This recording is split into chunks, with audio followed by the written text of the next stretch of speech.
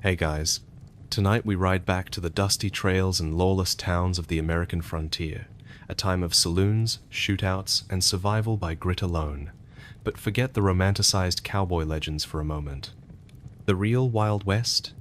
It was rough, ruthless, and rarely as glamorous as the movies make it seem. So tonight we're asking, what would it actually feel like to survive just one day out there where the whiskey's warm, the water's questionable, and you might get bitten by something before breakfast?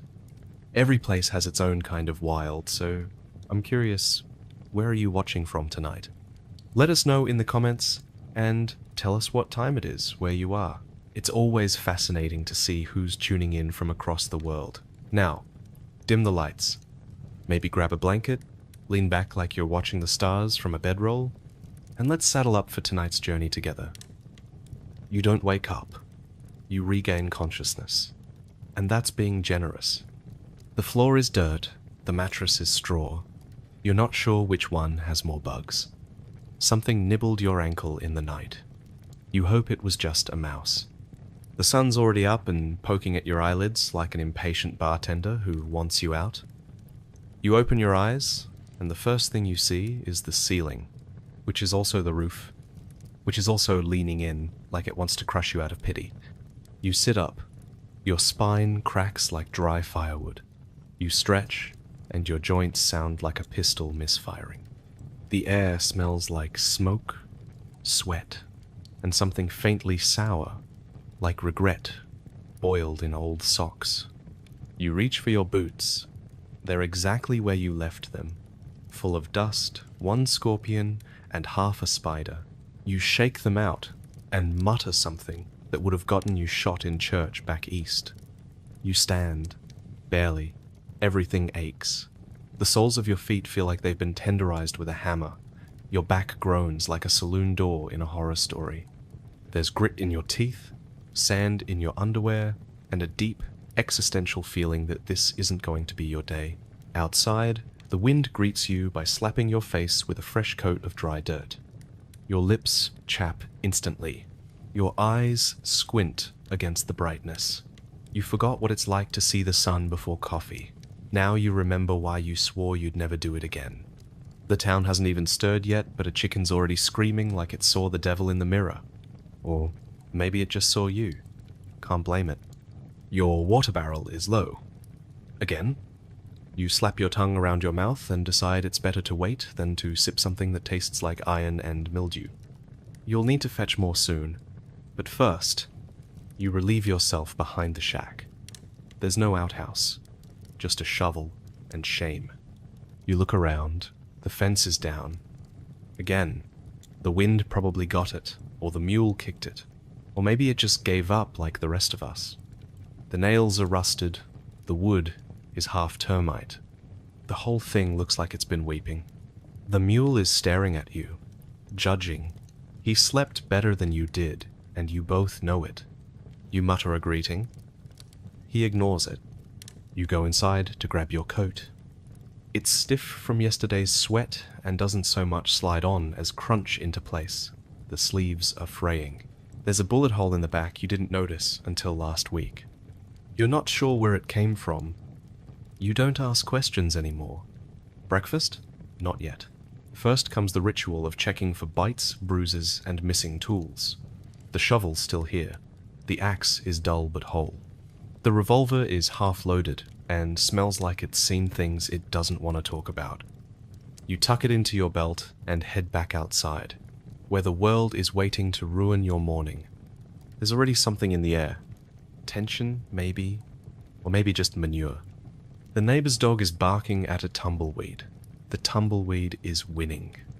You breathe in deeply, instantly regret it. Something died nearby, and it wasn't recently. You step out toward the trail, and the dust rises in clouds like a dry ocean. Every step is a crunch. Your legs creak, your feet feel like rawhide that's been stomped flat by a bison with anger issues. In the distance, you can hear the sound of a hammer, a rooster, and what might be a fist fight. It's probably just another Tuesday. Your mule follows you, slow and sarcastic. He knows you're not going anywhere interesting. You're not even going anywhere useful. You're just trying to survive. And he's only in it for the oats. The sun climbs higher, and your hope lowers. You haven't even eaten yet, and you already need a nap. But there's no time for that. The Wild West doesn't care that you slept wrong, or that your pants are chafing, or that your left boot sole flaps when you walk. The Wild West only cares about one thing: whether you'll still be standing when the coyotes start howling. So you keep moving, not because you want to, but because stopping means explaining yourself to a hungry buzzard. And out here, they don't wait long. You spit twice, but it doesn't help. Dust clings to your tongue like it's paying rent. The air is so dry it feels like your lungs are chewing gravel, and your lips are cracked into little ridges that sting every time you breathe. Somewhere nearby, a cricket chirps like it doesn't know any better. You sit up and rub your face, but all you manage is to smear sweat and dirt into a kind of natural face paint that says, "Unemployed gunslinger with poor hygiene." The floor creaks as you stand, your knees crackling like frying bacon. You wobble toward the basin in the corner, which has exactly 1 cup of yesterday's water left. You splash it on your face. It's warm. Somehow it tastes like rust, ash, and disappointment. That's hydration, frontier style. You shove open the warped wooden door, and it groans louder than you do. Outside, the land stretches endlessly, flat and empty as your stomach. The wind slaps your face like an unpaid debt. Off in the distance, a mule watches you with judgmental eyes. You nod at him. He doesn't nod back. You're not on nodding terms yet. You step out barefoot and immediately regret it. The ground is a war zone of goat heads, dry thorns, and pebbles sharpened by centuries of sun and spite. Each step feels like a dare. You hobble toward the outhouse, which is leaning to one side like it's trying to escape its own stench. You change your mind halfway there. Maybe you don't need to go that bad after all. The smell of something burning drifts from a neighboring shack. Could be breakfast. Could be a small fire. Could be someone trying to kill a spider with a torch. In the west, it's a coin flip.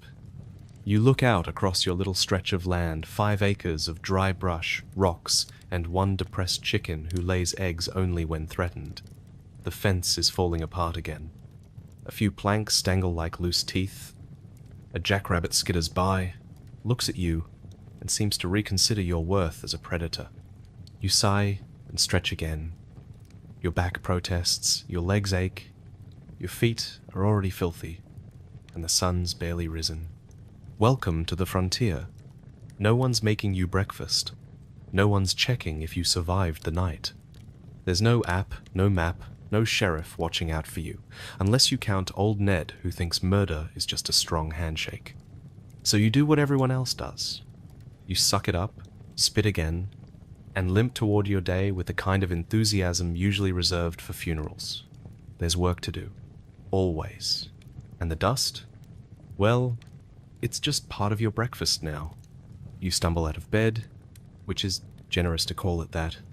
It's more of a collapsed sack filled with grass, mouse droppings, and your crushed hopes. You try to stand, but your left leg is asleep, and your right ankle has something suspiciously sharp poking into it. A nail? A beetle? Your will to live? Hard to say. The floor creaks like it's tattling on you to the spirits of pioneers past. You yank on your boots, still caked in last week's cow pie, and immediately feel that signature crunch of something that shouldn't be inside them.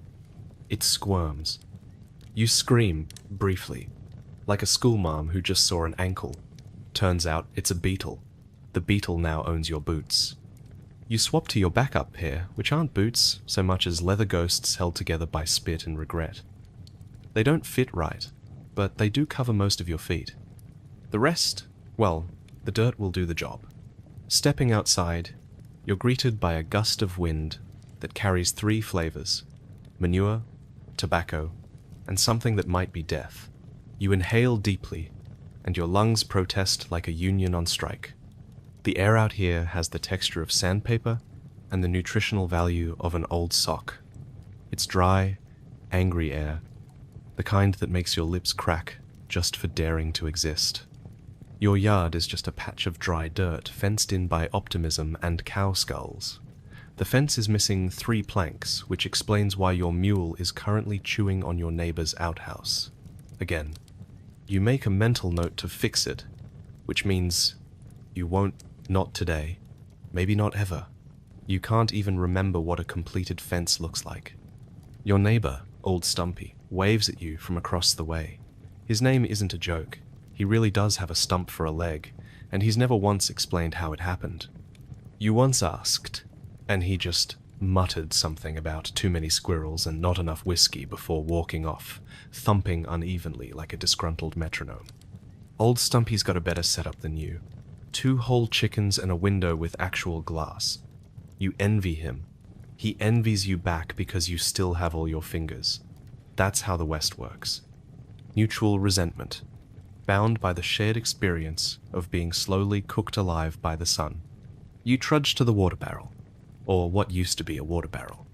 Now it's mostly sludge and mosquitoes doing laps like it's their personal spa. You ladle out the least murky scoop and splash it on your face. It doesn't help. It just moves the dirt around and adds a flavor of insect to your cheeks. You're still half asleep, half sweaty, and fully disgusting. Your stomach growls like a mountain lion in heat. You haven't eaten yet. Technically, you haven't really eaten in 2 days.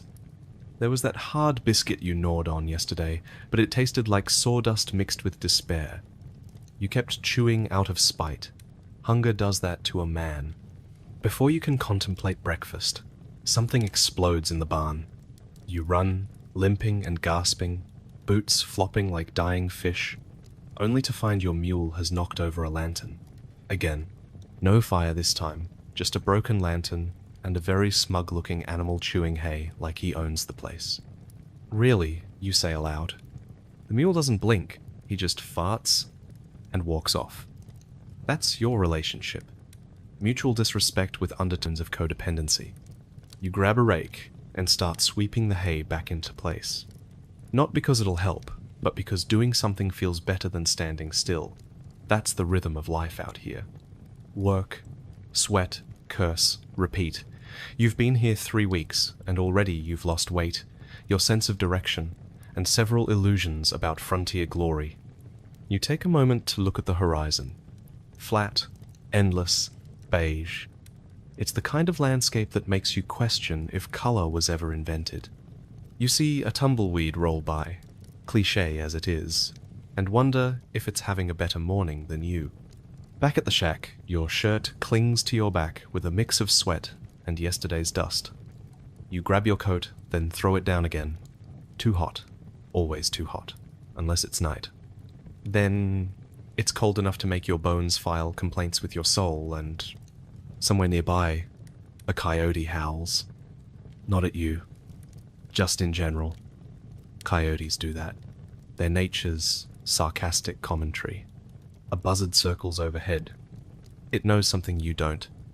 Maybe it's waiting for your mule to finally snap your neck. Or maybe it's just enjoying the show. Either way, you wave at it. It doesn't wave back. You head to the shed to find a shovel. There's always something to shovel. Dung, dust, dreams. It's all the same out here. The shovel is bent. Of course it is. You fix it with a rock and some hope. Mostly hope. As you start scooping, you think back to why you came here. Was it adventure? Freedom? Cheap land? Maybe you were just stupid. Maybe you still are, but it's too late now. The frontier doesn't give refunds. Just lessons, usually painful, occasionally scarring, always smelly. Your hands blister, your back screams, the sun climbs higher, mocking you from above like a flaming overseer. You keep going, because if you stop, things pile up. And if things pile up, they rot. And if they rot, you die. It's a simple system. Eventually, you pause. Only because a fly just crawled into your ear and tried to move in. You slap yourself in the head until it changes its mind. You might have lost some brain cells. Not like you were using them.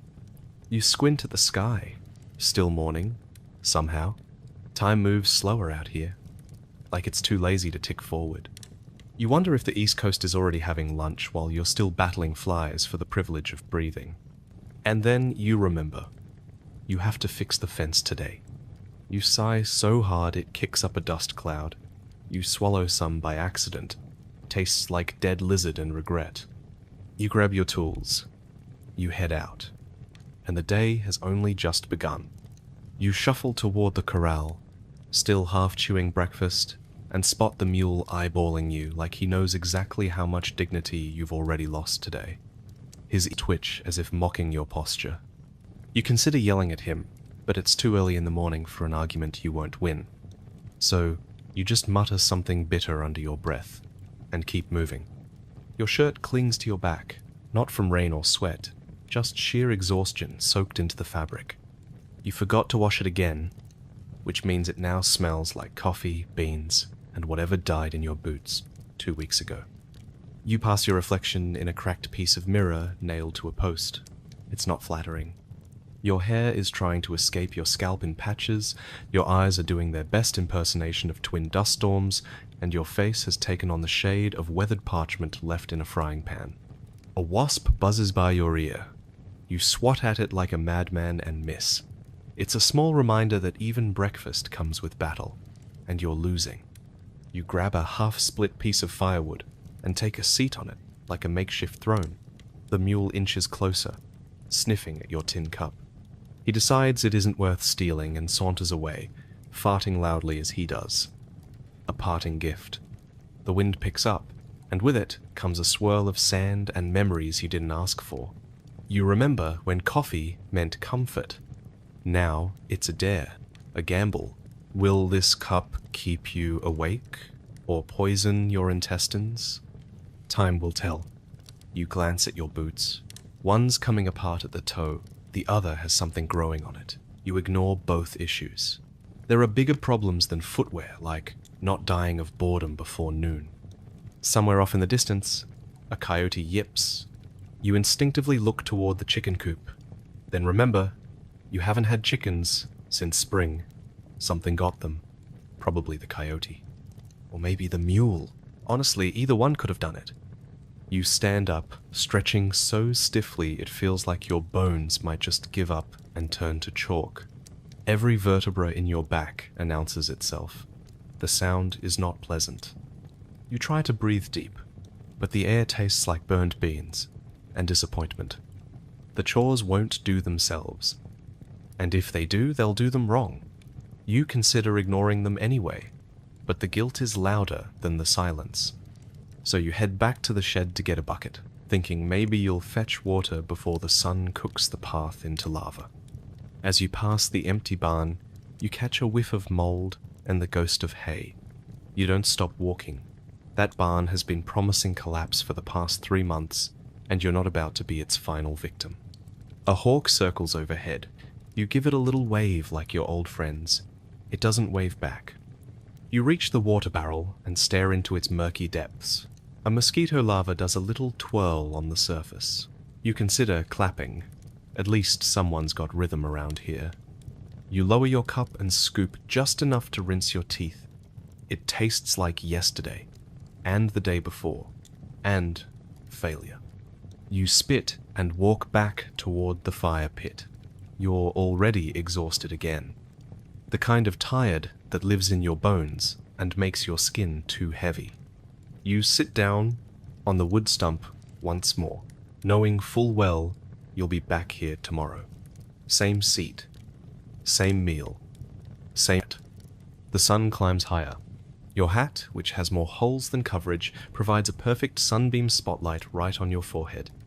You squint and curse again. Nature doesn't care. You chew a leftover bean for no reason at all. Just to have something to do with your mouth. It makes a squelch. You regret it instantly. A fly lands on your cup. You swat it away. Another replaces it like a tiny airborne replacement squad. You surrender. They win. The cup goes back on the ground. You wonder what day it is. You don't actually care. There's no difference between a Tuesday and a Friday out here. The only real markers are the weather and how loudly your knees scream when you get up. There's a creek nearby. Or used to be. You haven't checked in a week. Maybe it dried up. Maybe it turned into a snake den. Either way, it's none of your business today. That's tomorrow's problem. If tomorrow happens, as you slump forward with your elbows on your knees, something crunchy shifts under your foot. You lift your boot and find a flattened lizard. You sigh.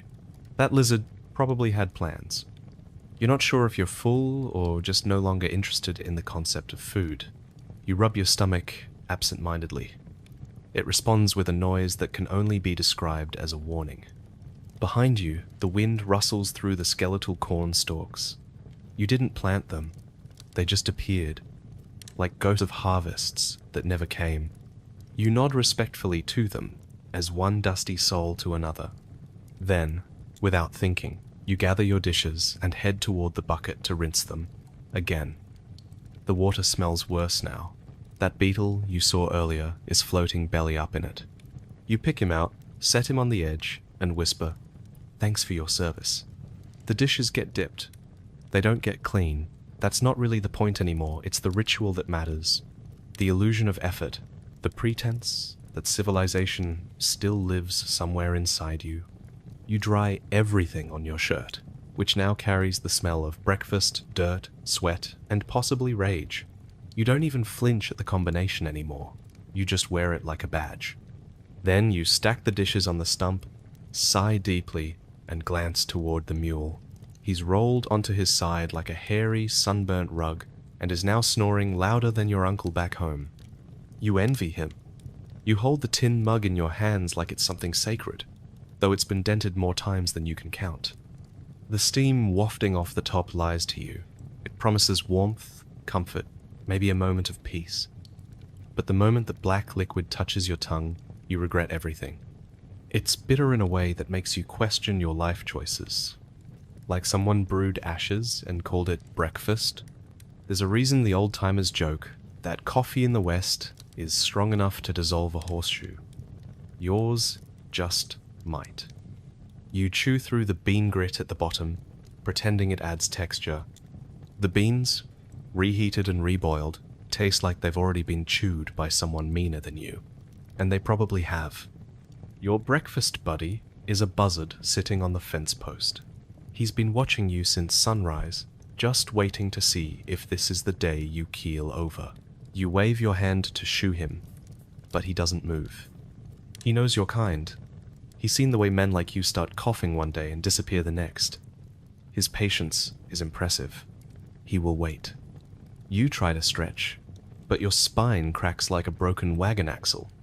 That's the third vertebra today.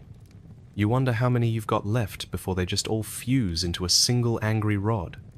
You rub your lower back, hoping to find comfort, but all you touch is bruises from yesterday's fence post incident. Out in the distance, a coyote laughs. You don't know if he's laughing at you or just at life, but you take it personally anyway. You mutter something that might be a curse or a prayer, maybe both. The wind picks up. It carries the scent of burnt beans, horse sweat, and something vaguely like regret. You squint against the rising dust, wipe your face with a cloth that's more whole than fabric, and lean back against the log you call a seat. It's not comfortable, but it's the closest thing to furniture you've got. From inside the cabin, you hear the unmistakable sound of a rat knocking over your tin bowl. You sigh. That's your dinner bowl, again. The rats here have attitude. They don't just steal food, they look you in the eye while doing it. Last week, one took your biscuit and left a pebble in its place like it was doing you a favor. You take another sip of sludge and try to remember what real coffee tasted like. Maybe it never tasted good. Maybe your memory just sweetened it because you were warm, safe, and not using a sock as a coffee filter. The beans gurgle in your gut like a storm building at sea. You don't trust them, and they don't trust you. You remember the last time you skipped breakfast and nearly fainted before noon. But every time you eat it, your body threatens mutiny. You eat anyway. It's the deal. Your neighbor rides past, nodding without a word. You don't wave, you just make eye contact and chew louder.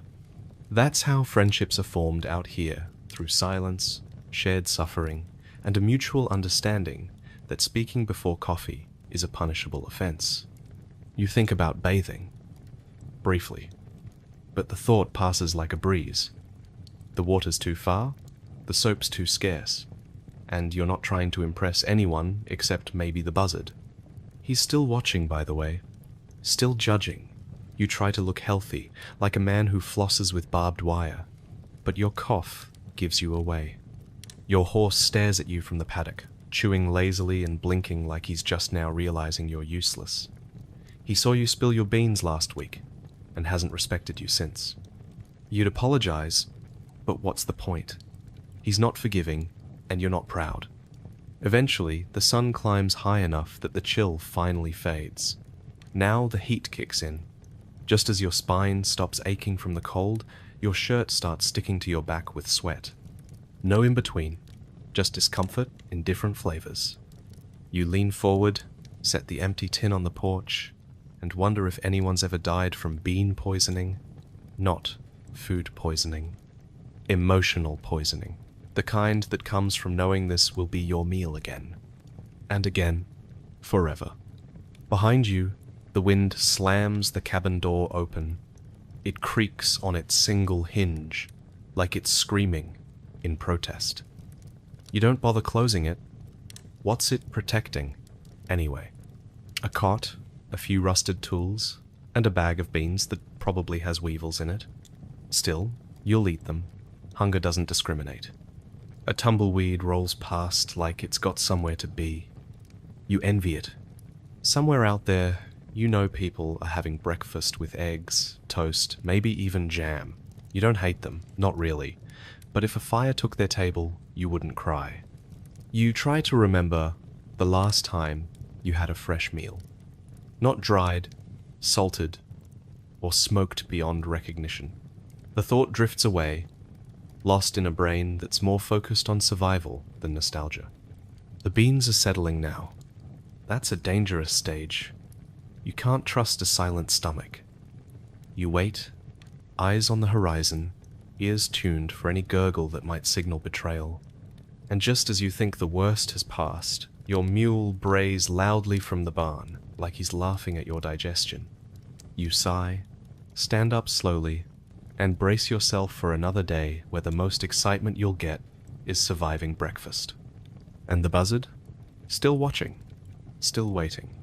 You start your morning with a grimace and a grunt. Your joints creak louder than the front porch, and your knees have decided they'd rather not be participants today. Still, duty calls. Or rather, the mule does. And by call, you mean he stares you dead in the eye while defecating in your water trough. You hobble over to the pen. He's already halfway out the gate, munching something that might have once been your hat. You shout his name. Not his real name, but the one you scream when he's being difficult, which is every day ending in Y. He flicks his tail in response, slapping a cloud of flies directly into your face like a sarcastic fanfare. This mule is not your friend. You two are reluctant co-workers bound by bad luck and stubborn legs. He's older than sin, smarter than your cousin who once tried to marry a goat, and twice as mean. His eyes carry the kind of judgment reserved for priests and old librarians. You wonder if he secretly writes performance reviews in his sleep. You reach for his harness, he jerks his head like he's dodging a tax collector, the rope slips through your fingers, and now you're chasing him in boots that have the grip of a greased potato. He prances. You stumble. The mule finds this hilarious. He trots in circles, flicks his tail again, and stops only to poop precisely where you just stepped. After 10 minutes of chasing, threatening, and whispering things that would shame your preacher, you finally corner him by the outhouse. He stares at you with a look that says, "Really? This is your plan?" You grab his bridle, adjust the strap, and yank him toward the post. He obeys. For now. You lead him toward the wagon. He walks like he's royalty, every step slower than the last, as if the ground is made of fine china. You try coaxing him with an apple. He sniffs it, then sneezes directly into your face. You wipe the slime with your sleeve, and mutter curses old enough to summon ghosts. The harnessing takes a lifetime. Straps tangle, buckles jam, The mule sways side to side like he's trying to tip you over with gravitational disrespect. Just when you think you've wrangled the last strap, he sits. Not lies down, sits. Like a dog. Like a fat, hairy toddler who's decided no is the final answer. You holler. He yawns. You shove. He farts. You threaten him with stew. He licks your shirt. Eventually, by sheer force of will and the promise of carrots that don't exist, you get him moving. The wagon creaks under the insult of forward momentum, and the mule finally clops toward the trail. You sigh, wipe your forehead, and pretend you're the one in charge. But everyone, including the chickens, knows the truth. Halfway down the trail, he stops again. No warning, no reason. He's just done. You push. He leans. You prod. He scratches his head on a tree branch, like you're invisible. The wagon jerks. Your spine screams. A squirrel laughs. You climb down to inspect the wheels. Nothing's stuck. Nothing's broken. The mule just feels like ruining your day out of sheer creative spite. You wonder if this is divine punishment. If somewhere in the clouds there's a bored angel watching you and scribbling notes for a comedy sketch titled Man vs. Mule, you bribe him again, this time with a heel of stale bread. He eyes it with suspicion, then snatches it and resumes walking like nothing ever happened. You stare at the back of his head, wondering if justice exists in this world. Now, back on the trail, the mule decides to veer slightly left, then slightly right, then straight into a shrub. You try to redirect him, but he's chosen his own adventure. You bump along behind him like an unwilling extra in a slapstick play. The wagon rattles, the wheels squeak, and somewhere deep in your soul, a little piece of hope gives up. The sun climbs higher. Sweat drips down your back. The mule slows to a crawl. You realize he's spotted another mule up ahead. A lady mule. You don't know if mules flirt, but yours is certainly giving it a try. He puffs his chest. He snorts. He trots like a younger man. The lady mule ignores him entirely. Your mule, heartbroken, stops again, refuses to move. You get down, walk to his face, and hold it in your hands. You stare into those massive, unbothered eyes and whisper, "Please, for the love of all that is holy, move." He sneezes into your beard. The romance may have died, but the job isn't done. You somehow convince the mule to keep moving, though now he walks with the enthusiasm of a corpse being dragged to confession. You pass cacti. You pass rocks. You pass the same cacti, and rocks again because the mule has made a circle and is now walking you back to where you started. You plant your feet, grab the reins, and give the mule your best serious stare. "No more games," you say, voice cracking like a nervous preacher. The mule farts in agreement or protest, it's hard to tell. You pull him left, he goes right. You pull him right, he spins, not walks, spins. The mule does a slow, mocking pirouette while you try not to cry. Somewhere, you're sure, someone else is having a worse day, but you can't imagine how. Eventually, you give up and walk beside him like some sort of broken cowboy. The wagon groans, the sun burns your scalp. You have a mouth full of dust and a heart full of rage. You could have been anything. A baker, a priest, even a bandit, but no. You chose farming. You chose this mule. You chose poorly. You reach the creek, finally. Time to load the wagon with wood. The mule stares at the logs like they insulted his mother. He refuses to go near them. You unload the wagon, carry each piece yourself, and then convince him to walk near it again as though the wood has magically become acceptable. On the way back, the mule decides he's thirsty. He yanks the reins and drags the wagon and you toward a puddle that looks like a disease in liquid form. He drinks, you sit, you watch a beetle drown. You question every decision you've ever made. Half a mile from home, the wheel hits a rock. The mule doesn't stop. He keeps pulling until the wheel splits in half like your patience. The wagon lurches. You almost fall. The mule, oblivious, walks forward like a noble steed on parade. You shout, you stomp, you throw your hat. He looks back, with something close to satisfaction.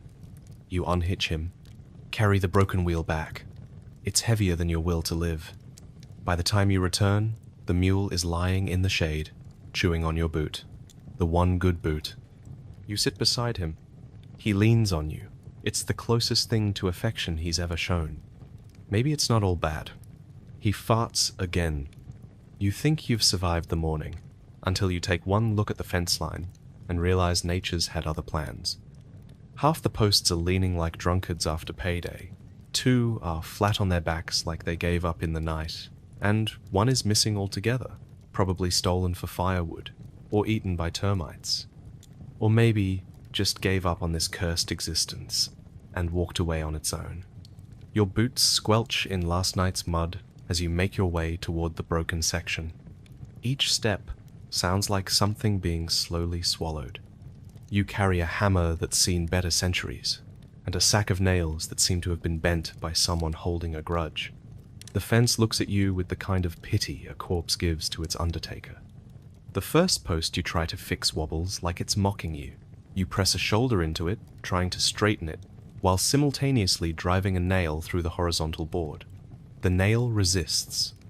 The board cracks. The hammer misses. And suddenly your thumb feels like it just got personally betrayed. You don't scream. Not because you're tough, but because even the birds would laugh at the sound. You reset the nail. Try again. This time it slides through like butter, which should be satisfying, except it splits the plank in 2 like it was made of soggy breadsticks. You stare at the splintered mess for a second, considering whether arson is a valid homesteading strategy. You head back to grab another board. This one is warped like it's been whispering secrets to the firewood pile for weeks. But it's what you've got. You line it up, force the nail in by holding your breath, and swing the hammer like it's your one shot at redemption. The hammer breaks. It just snaps. Right where the handle meets the head. Like it saw your aim and decided to retire early. You stand there for a moment, holding the splintered handle and blinking like it just insulted your family.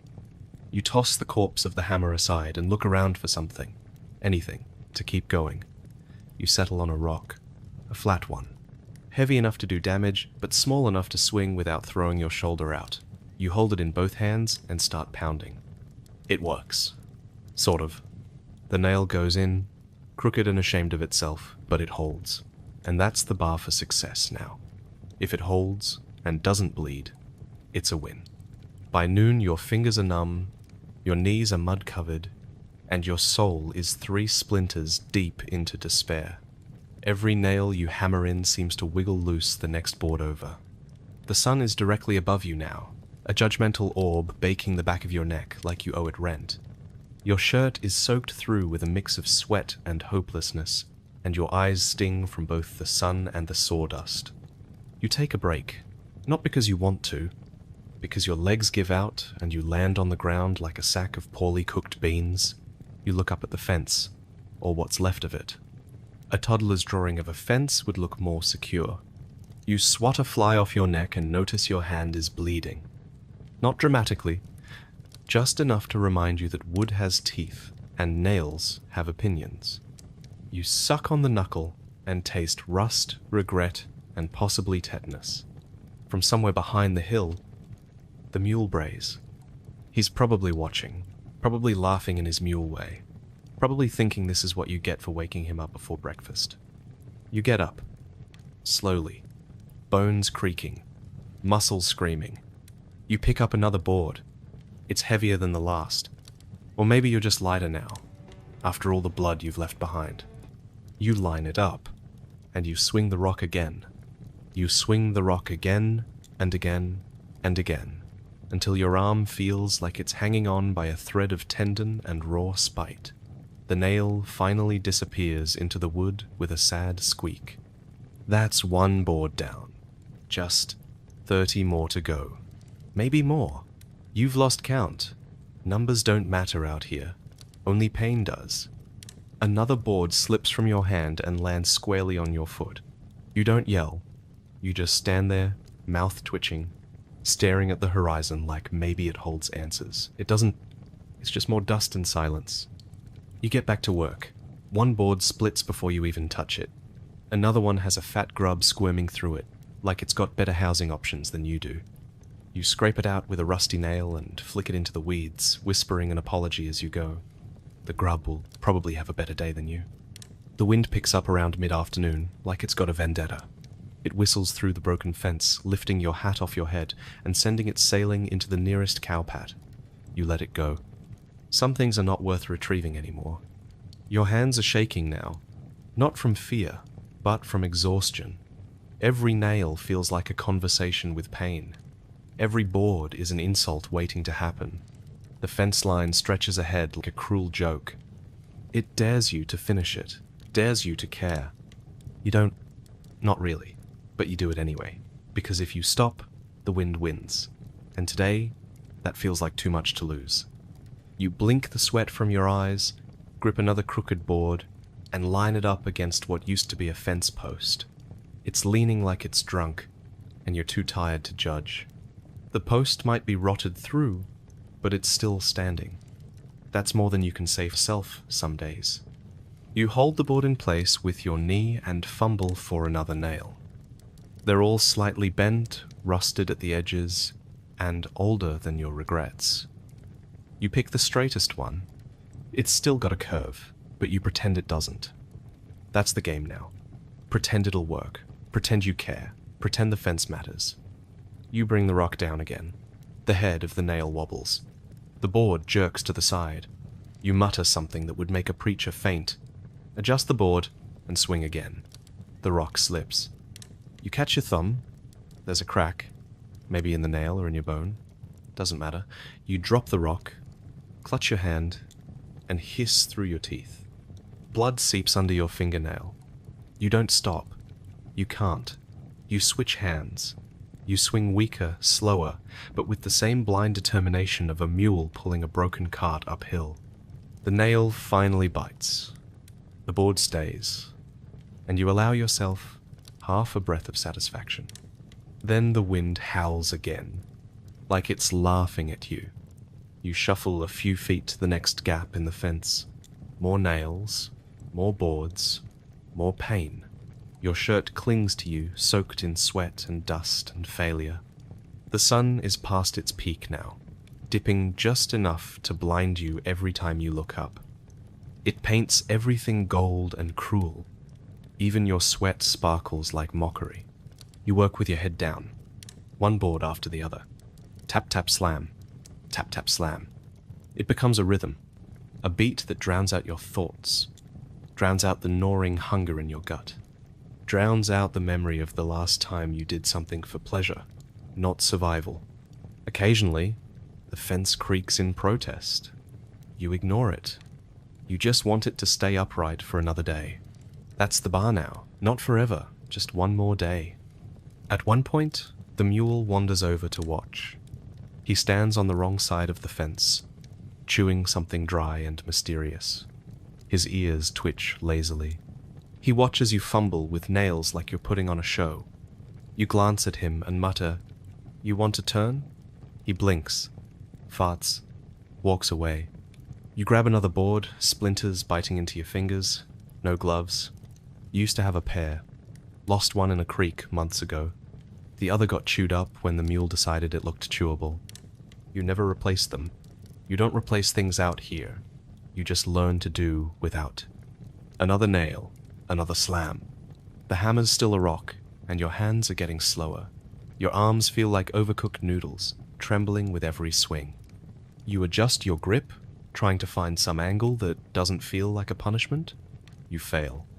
The wind shifts again, dragging the scent of manure and something vaguely dead across the field. You sniff once, then decide not to investigate. Curiosity has no rewards here, just more work, more aches, more disappointment.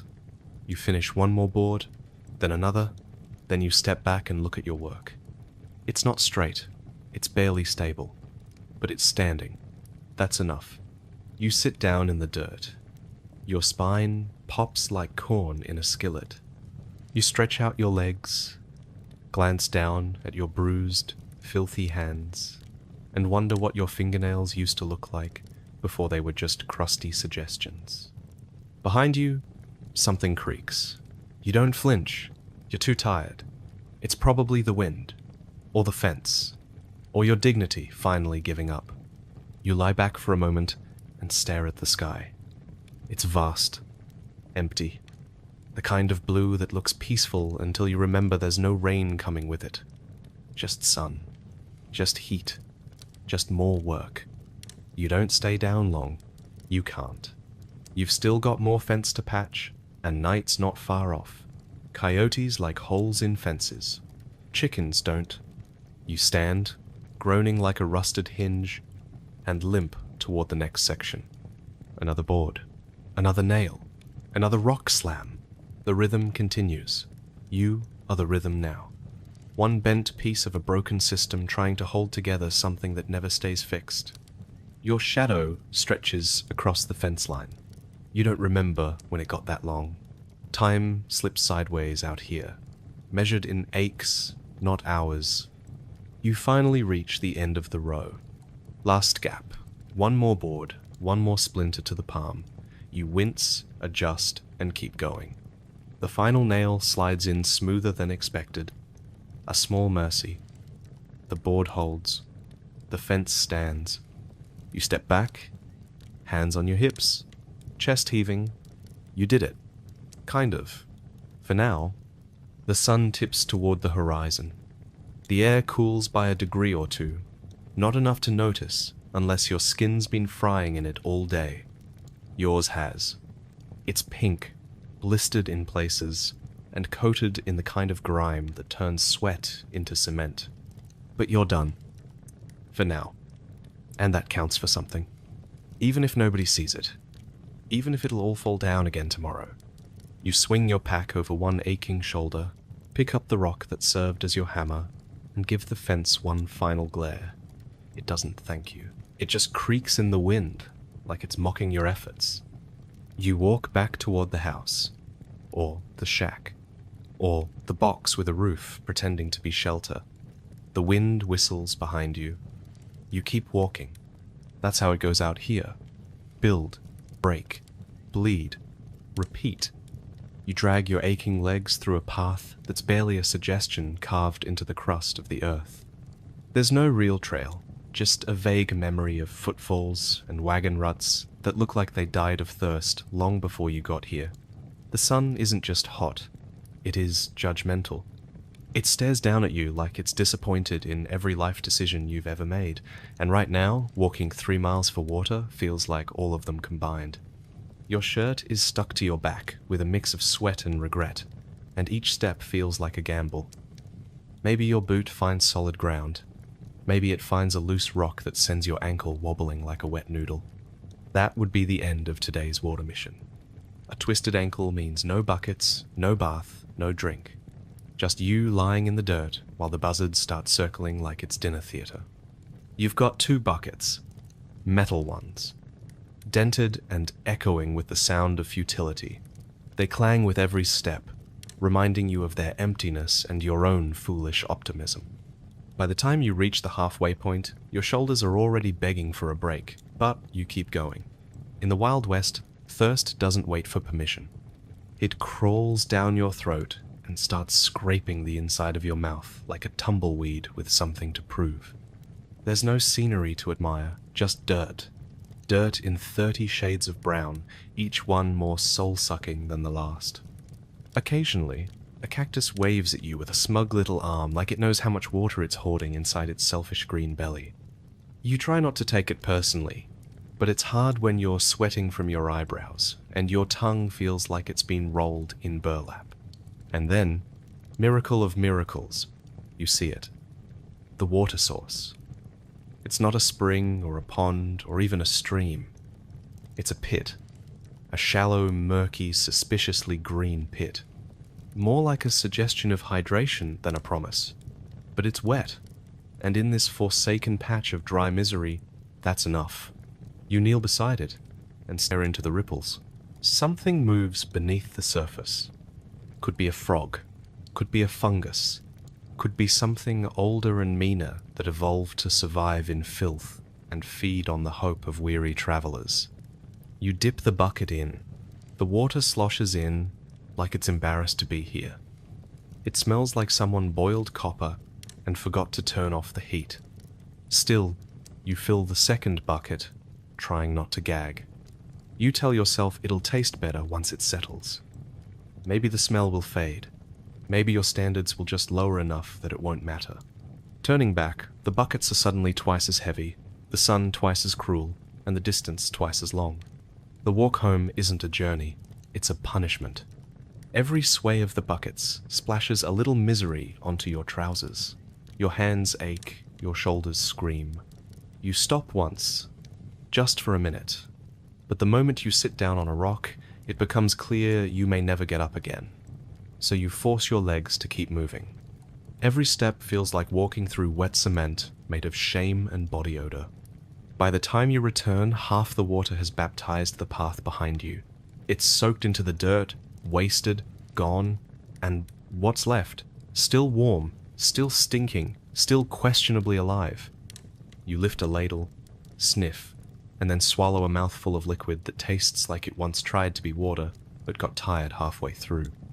It's not refreshing, it's not even tolerable, but it's wet, and that's enough. You sit back for a moment and stare at the buckets. They mock you. This is the reward for hours of stumbling through heat and dust, a lukewarm pool of possibly drinkable water that smells like it was filtered through disappointment. You swirl it around in the pail and try not to gag. It sloshes lazily, the color of weak tea with a hint of cow foot, but you drink it anyway, because thirst trumps dignity every time. Your tongue doesn't thank you, neither does your stomach, which curls like a scared cat the second the stuff hits bottom. Still, you swallow. This is hydration on the frontier. Not a cold stream, not a sparkling spring, just metallic, murky misery warmed by the sun and flavored with regret. You try not to think about what's floating in it. You avoid eye contact with the bucket. You're already itchy. Not from bugs or dust, though they're ever present.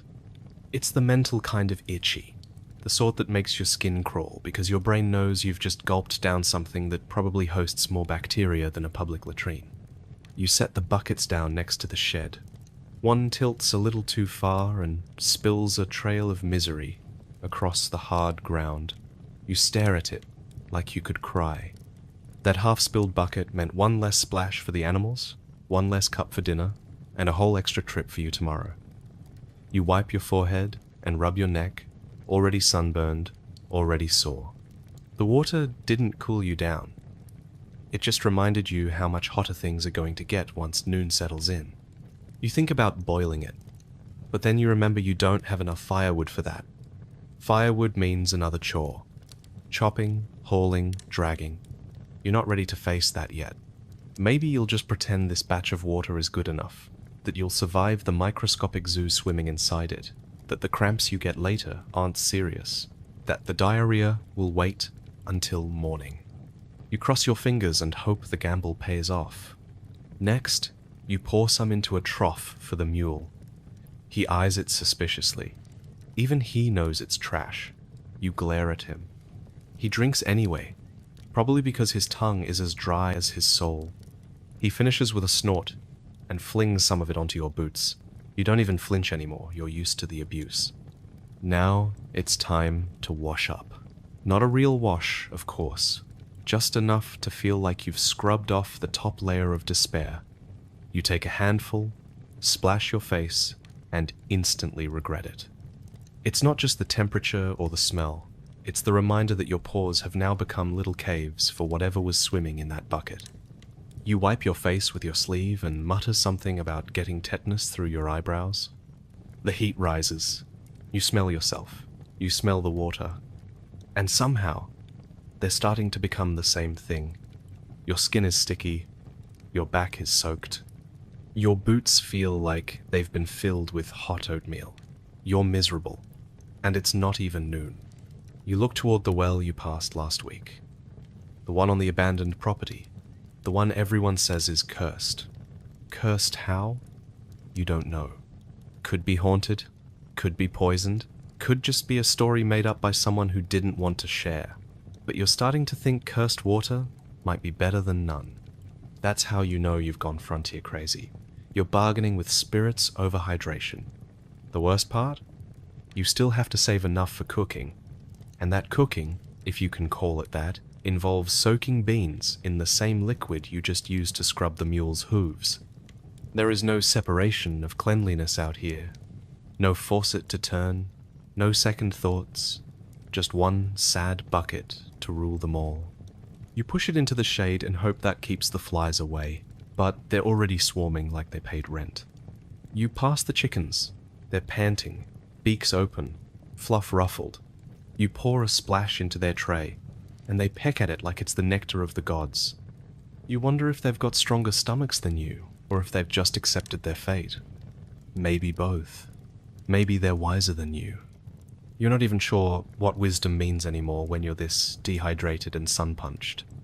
You think back to the city, running taps, cold glasses with ice cubes that clink, lemon slices, filters, the ability to say, "This water tastes funny," and then pour it out without a second thought. Out here, water is either wet or not. That's the only criteria. You want luxury? Go chew a cactus. You sit down again. The wind kicks up a lazy cloud of dust, and some of it lands in the rim of your mug. You sip anyway. The crunch doesn't even faze you. That's just frontier seasoning.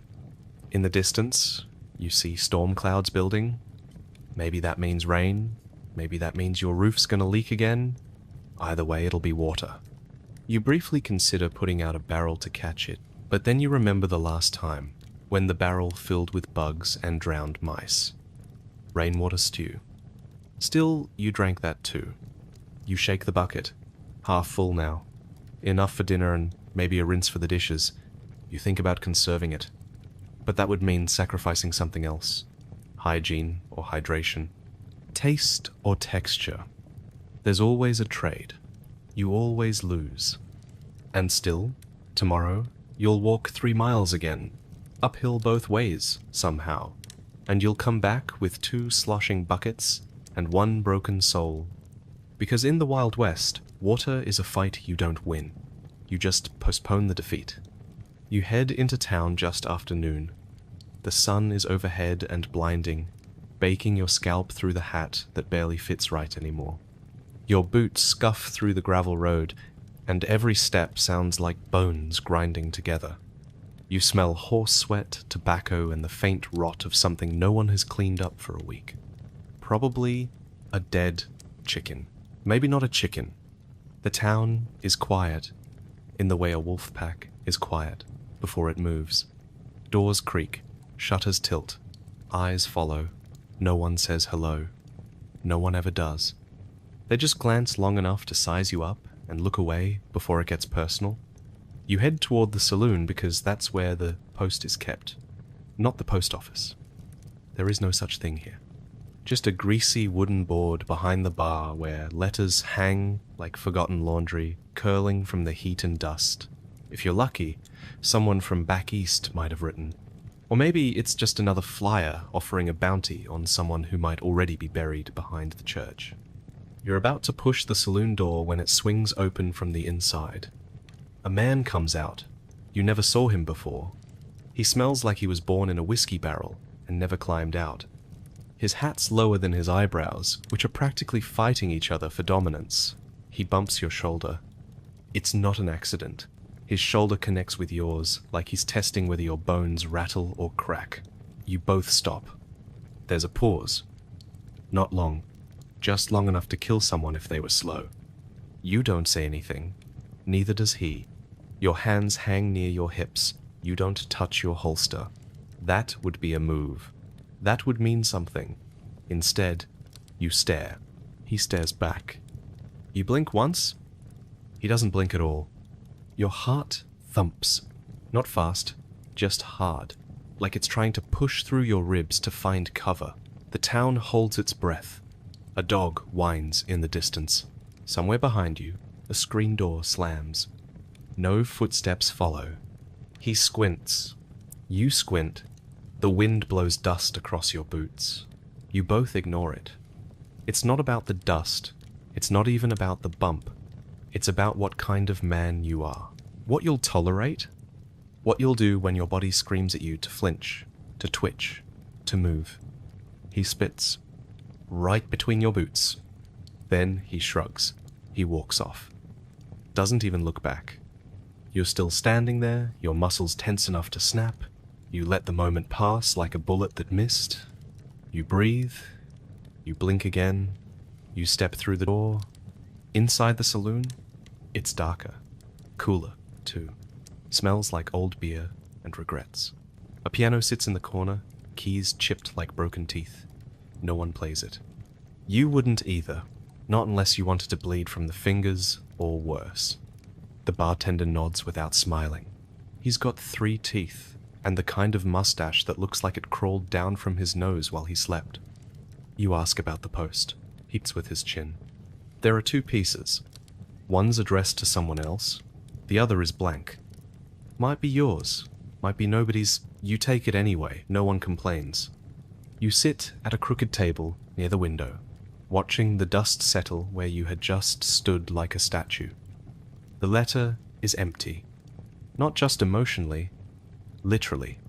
A folded page with nothing written. No message, no signature. Could be a prank. Could be a warning. You don't like it, but you fold it back up and pocket it. A man in the corner coughs like he's been keeping something in his lungs since winter. No one offers help. The bartender pours him a shot without asking. That's the way things work here. You want help? You better look like you don't need it. Your coffee arrives in a cup that looks like it's been washed with spit and sand. It's lukewarm and bitter enough to strip paint. You drink it anyway. You don't want it. You need it. The piano gives a single note. Just one. You look up. No one is near it. Wind, maybe. Or the past, trying to play through. Outside, the man who bumped you is standing near the well. He looks relaxed. He might even be smiling. You can't tell. The sun behind him makes him a shadow with teeth. You go back to sipping your coffee. The taste gets worse with each swallow. Your stomach twists like it's trying to leave the building. You don't let it. Someone walks past your table and drops a toothpick. On purpose, it lands by your boot. They keep walking. You don't react. You've already had one almost dual today. That's enough for one town visit. The saloon creaks and groans like it's settling in for a long, slow rot. You finish your drink. You stand. No one says goodbye. You don't expect them to. The sun hits you again as you walk outside. The man by the well is gone. So is the moment. But the tension that stays with you like saddle sores and bad dreams. You look down the main road. It's empty now. The wind picks up, blowing a swirl of dust down the center like it's trying to sweep the tension away. It fails. The dust just settles into your clothes, your hair, your lungs. You start the walk back home. You've still got chores, you've still got animals to feed, fences to check, a roof to patch. But all you're thinking about is how close that moment came to turning into something else.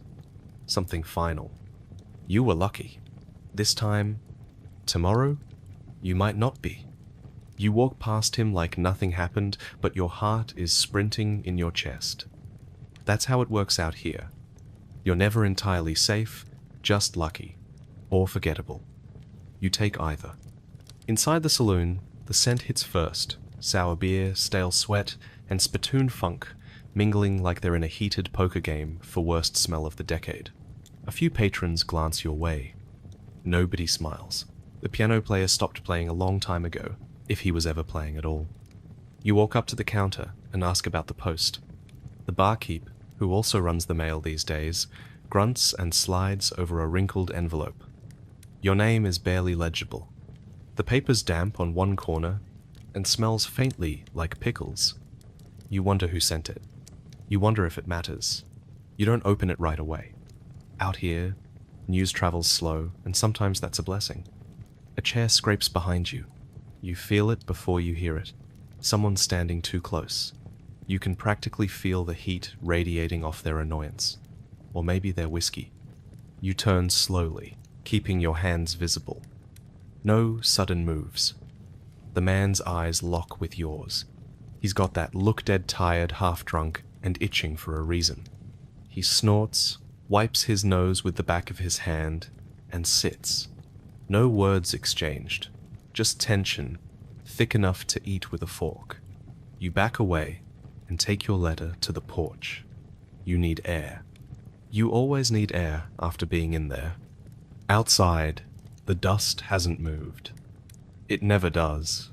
It just floats, settles, and waits. The wind gave up hours ago. You sit on the steps and finally open the letter. It's from someone you used to know, not well, just enough to recognize the name. The words are clumsy and apologetic. Someone died. You blink slowly. The name is familiar, vaguely painful, but it happened far away. You fold it up again and put it in your coat. You don't cry. Not because you're strong, just tired. Tired is better than broken. A wagon rattles past, horses swishing their tails like they're too good for all of this. You stand, brush off your pants, and head down the street. Might as well get a few supplies while you're here. Flour, if it's in stock. Salt, if you can afford it.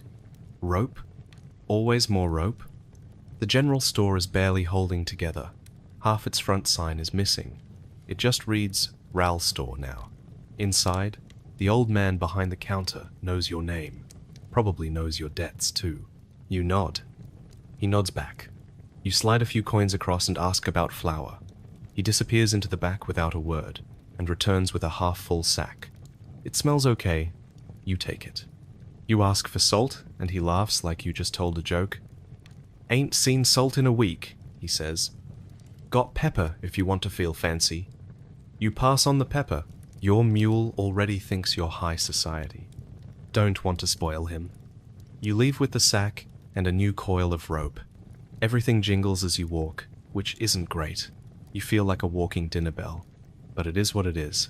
A bell you hope the coyotes ignore tonight. On the way back to your horse, you spot a kid throwing rocks at a can. He's got that scrawny frontier look bare feet, big dreams, and about 3 teeth. He doesn't stop when he sees you. Just keeps throwing, like missing the can is more fun than hitting it. You nod at him. He doesn't nod back. You envy that kid. Not his life, but his aimlessness. You haven't had time to be aimless in years. Back on the horse, the trip home stretches ahead like an empty promise. Just miles of dust and a saddle that hates your spine. You ride slow. There's no rush. Rushing only means more pain sooner. The sun's already starting to dip. Out here, that's a warning. You've got an hour or two before darkness eats everything, and you've still got to get past the gulch where those weird animal tracks showed up last week. You ride past the old burnt barn. Nobody rebuilt it. No one ever does. Things fall apart and stay apart. At the edge of town, you glance back. No one's watching. That's good. Or maybe it means no one would miss you. Either way, it's quiet. Too quiet, maybe. But you've learned not to look over your shoulder too much. Out here, paranoia's not a sickness. It's a skill. You ride on, letter tucked into your coat, flour tied behind your saddle, and a familiar ache settling into your ribs. The kind that says, something changed, but life doesn't stop to let you grieve. The wind picks up again just a little. You don't look back. It started with a splinter, a nasty one, deep under the nail of your left ring finger, jammed in so tight you could feel your heartbeat pulsing through the wood. You ignored it at first. Who wouldn't? You were busy hammering fence posts, chasing mules, boiling beans. There was no time to fuss over something as small as a sliver. But that sliver had a grudge. And now your whole hand is swollen, Your knuckles look like overstuffed sausages, and the skin's so red it might glow in the dark. You try soaking it in hot water. That makes it angrier. You try wrapping it with a rag soaked in spit, and wishful thinking. It responds by leaking pus and smelling like something that died 2 weeks ago and came back just to haunt your palm. By the time you make it into town, you're gripping your wrist like it might jump off and run away. Your boots drag. Your hat's tilted forward just enough to block the sun, but not the flies, which have taken a sudden romantic interest in your infected limb. You reach the doc's office, a shack that leans harder than your moral compass after 3 whiskeys. The door creaks open, not because it's old, but because it wants you to know it's judging you. Inside, the smell hits you first. Not antiseptic, not medicinal. Just old socks and burnt whiskey. A man in a stained shirt sits behind a desk covered in poker chips, scissors, and something that might be a tooth. He doesn't look up, he just grunts. "You the doc?" you ask. He nods once, like it pains him to move that much. "What's the damage?" You show him your hand. He whistles, then says, "Oof, that's ripe." Then he slaps his thigh and chuckles like he made a joke worthy of a saloon. You do not laugh. Without standing, he reaches under his desk and pulls out a rusty tin box. Inside is the most terrifying assortment of tools you've ever seen. Scissors with one blade chipped, tweezers that look like they've held something alive, and a saw far too small for trees and far too large for comfort. "Gonna have to drain it," he says. You nod.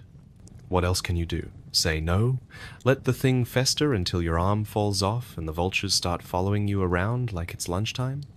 He gestures for you to sit on a rickety stool, which sags under your weight like it's been through this too many times.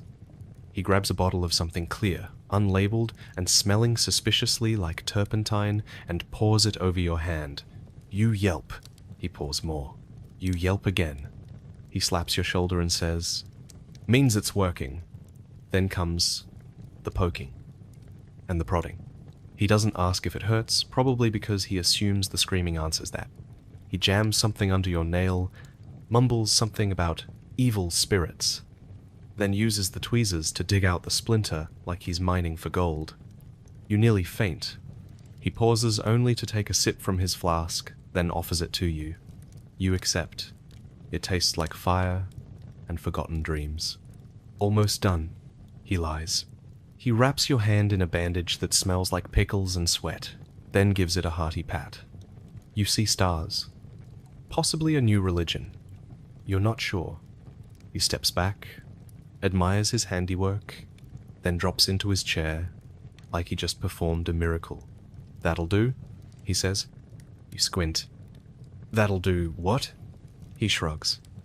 "That'll do for treatment, or for a last drink. Either way, it's in the Lord's hands now. You want to ask if the Lord has a better option than whiskey and tweezers, but your mouth is too dry, and your hand feels like it's trying to crawl off your body. You stand, wobble, then realize you've got to pay this man. You dig through your pockets and offer a few crumpled bills. He takes them, sniffs them, and tucks them into his boot. As you leave, he calls out, "If it turns green, come back. If it turns black, don't bother." Outside, the sun feels brighter. Or maybe it's the fever settling in. You trudge back through town, clutching your hand like a wounded soldier returning from war. People don't ask questions. They just nod, like they've all been there, because they probably have. The Wild West doesn't have proper doctors. It has men like him, men with rags, whiskey, and confidence that far outweighs their hygiene. You were lucky. At least he didn't saw anything off. This time, you reach the edge of town and realize you forgot to ask about antibiotics. Then you remember, those don't exist yet. You mutter a curse and keep walking. Every step sends a fresh jolt of pain through your hand, up your arm, and into your soul. You pass a preacher who offers you a blessing. You nod and keep walking. You pass a saloon girl who offers you a wink. You flinch and keep walking. You pass a dog who sniffs your hand, recoils, and runs away. That one hurts the most.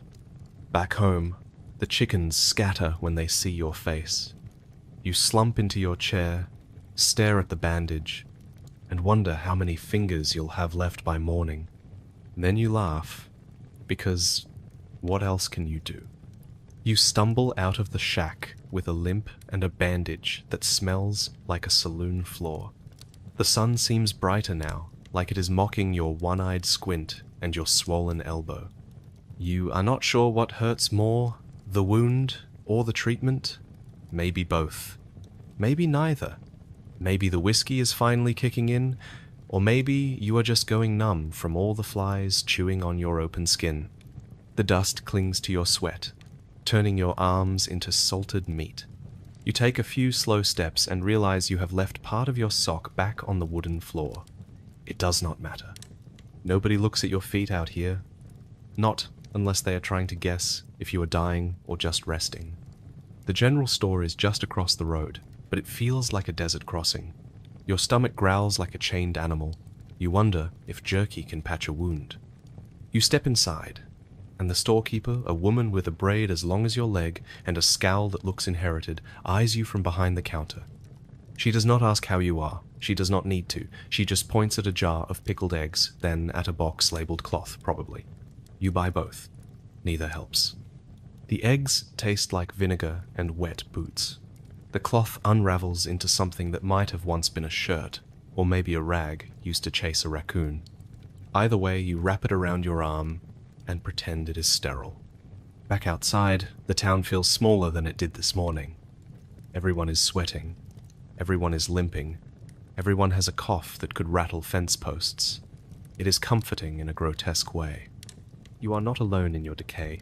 You are just another meat sack trying to stay vertical. A wagon clatters by, driven by a boy no older than 12 with a shotgun across his knees and a toothpick hanging from lips that have never known a toothbrush. He nods at you. That is enough conversation for the day. You consider heading home, but home is 3 miles of pain and no shade away, and the thought of hobbling all that way with your infected arm throbbing like a marching drum makes you stop by the saloon again. Not for a drink, just for the feel of a chair that is not made of dirt or disappointment. The inside stinks of spilled liquor, pipe smoke, and whatever the guy in the corner is fermenting in his boots. You lower yourself into a chair with the elegance of a dropped sack of potatoes. Your bones crack. Someone laughs. You do not care.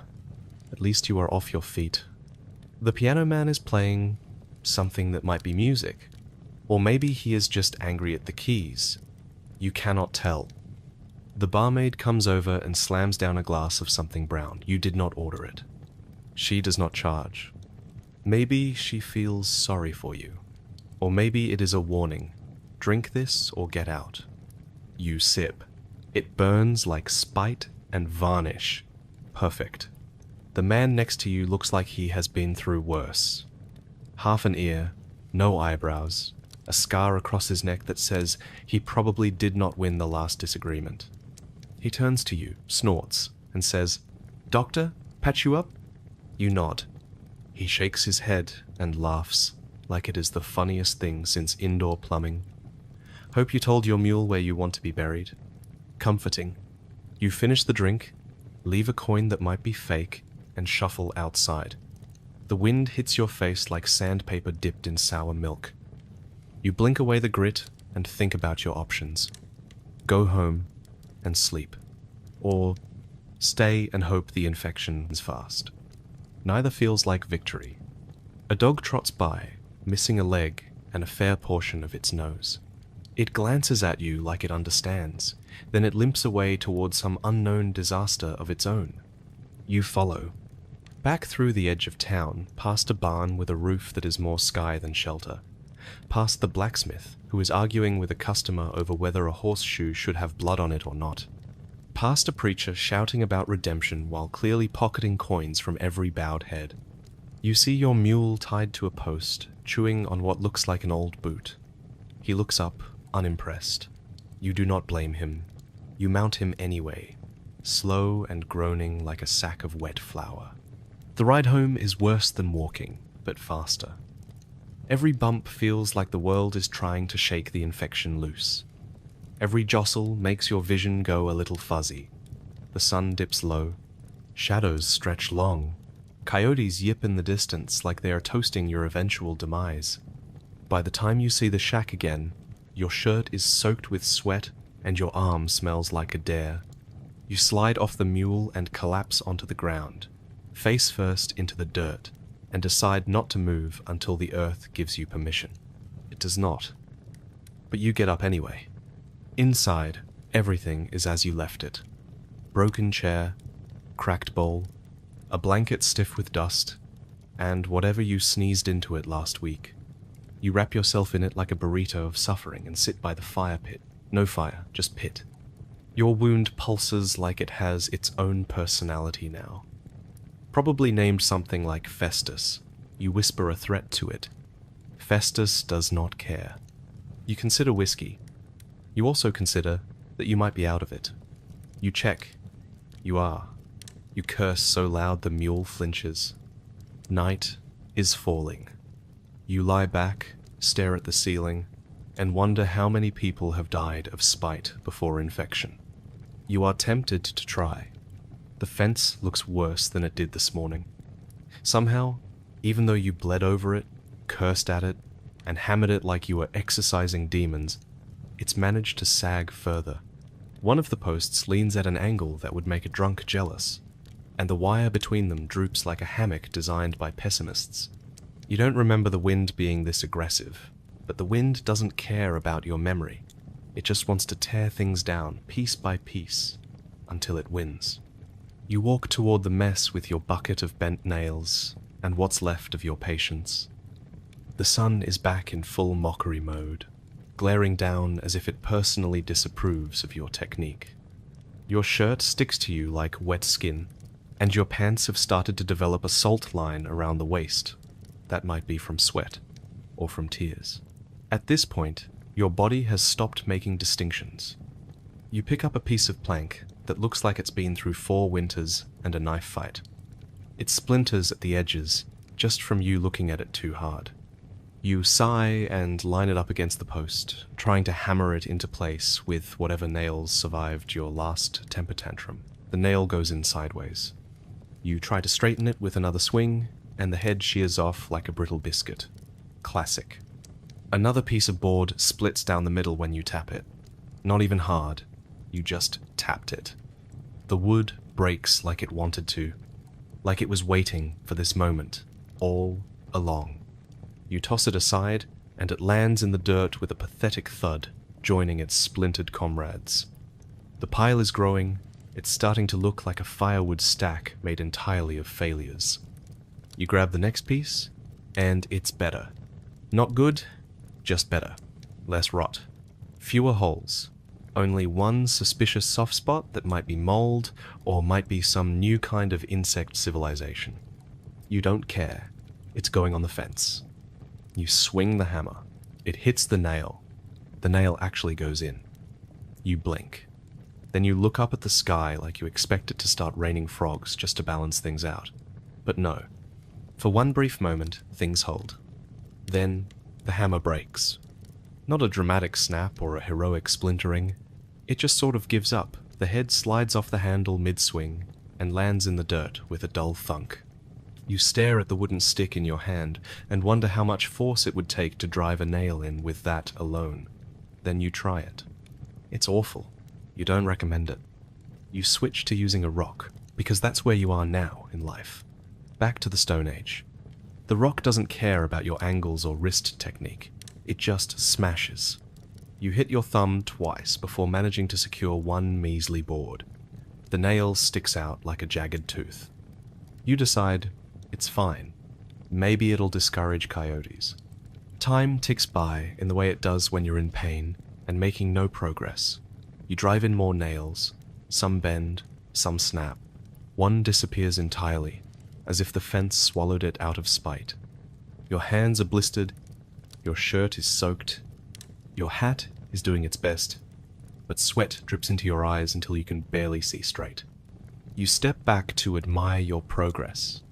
It looks like a fence built by someone in the middle of a nervous breakdown. Wobbly, crooked, with a rhythm that suggests it was made while listening to a song only you can hear. But it's up, mostly. Then the wind picks up again. The fence sways like it's trying to dance. You plant your feet and push back with your body, holding the post upright while the wind tries to rip it out of the ground. You shout something incoherent, possibly a threat, possibly a plea. The wind doesn't answer.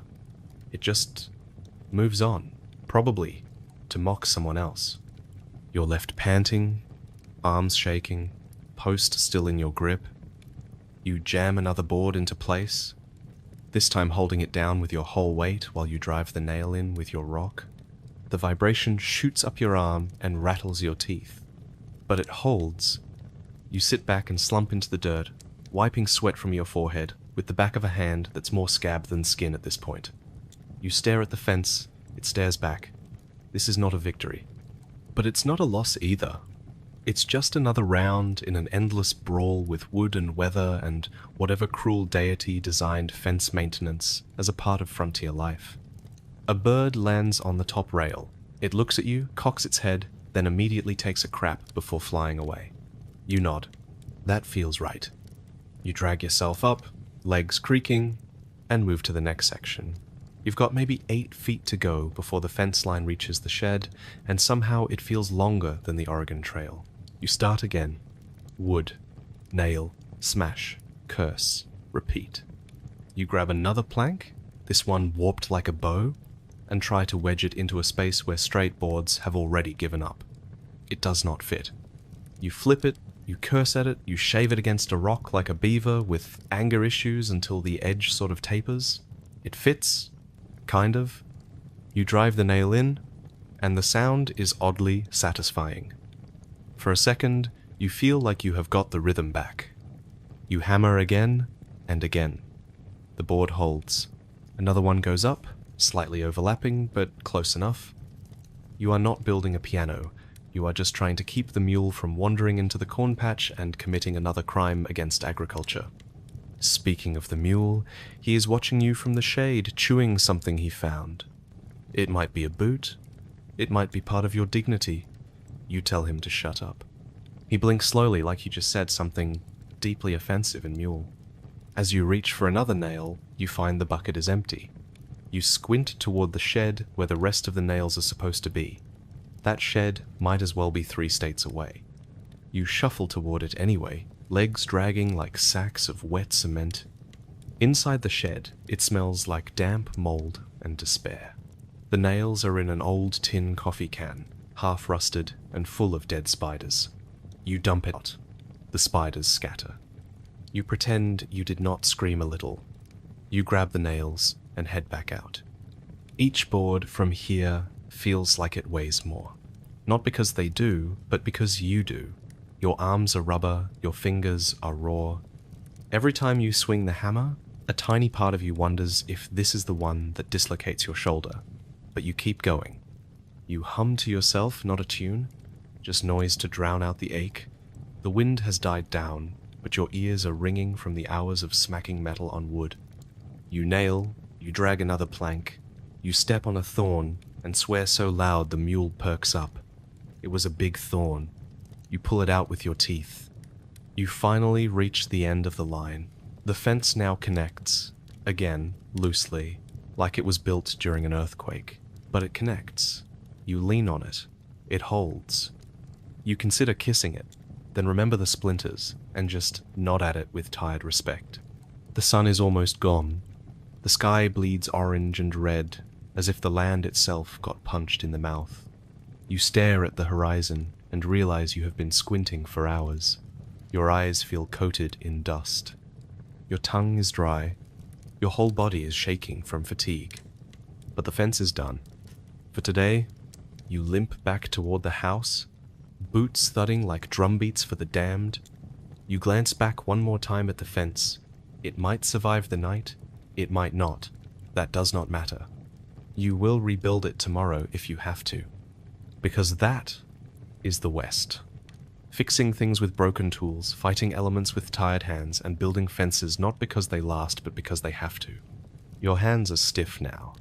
The skin on your fingers is torn in places, and you're not even sure when it happened. The hammering just blurred into one long clink-clank of frustration and splinters. You'd cry if it wouldn't sting. You give the fence a good, hard stare. Not because you're proud, but because you're trying to decide whether it'll stay up long enough for you to pretend it's finished. A breeze picks up, and the top board flutters like it's waving goodbye to your hopes.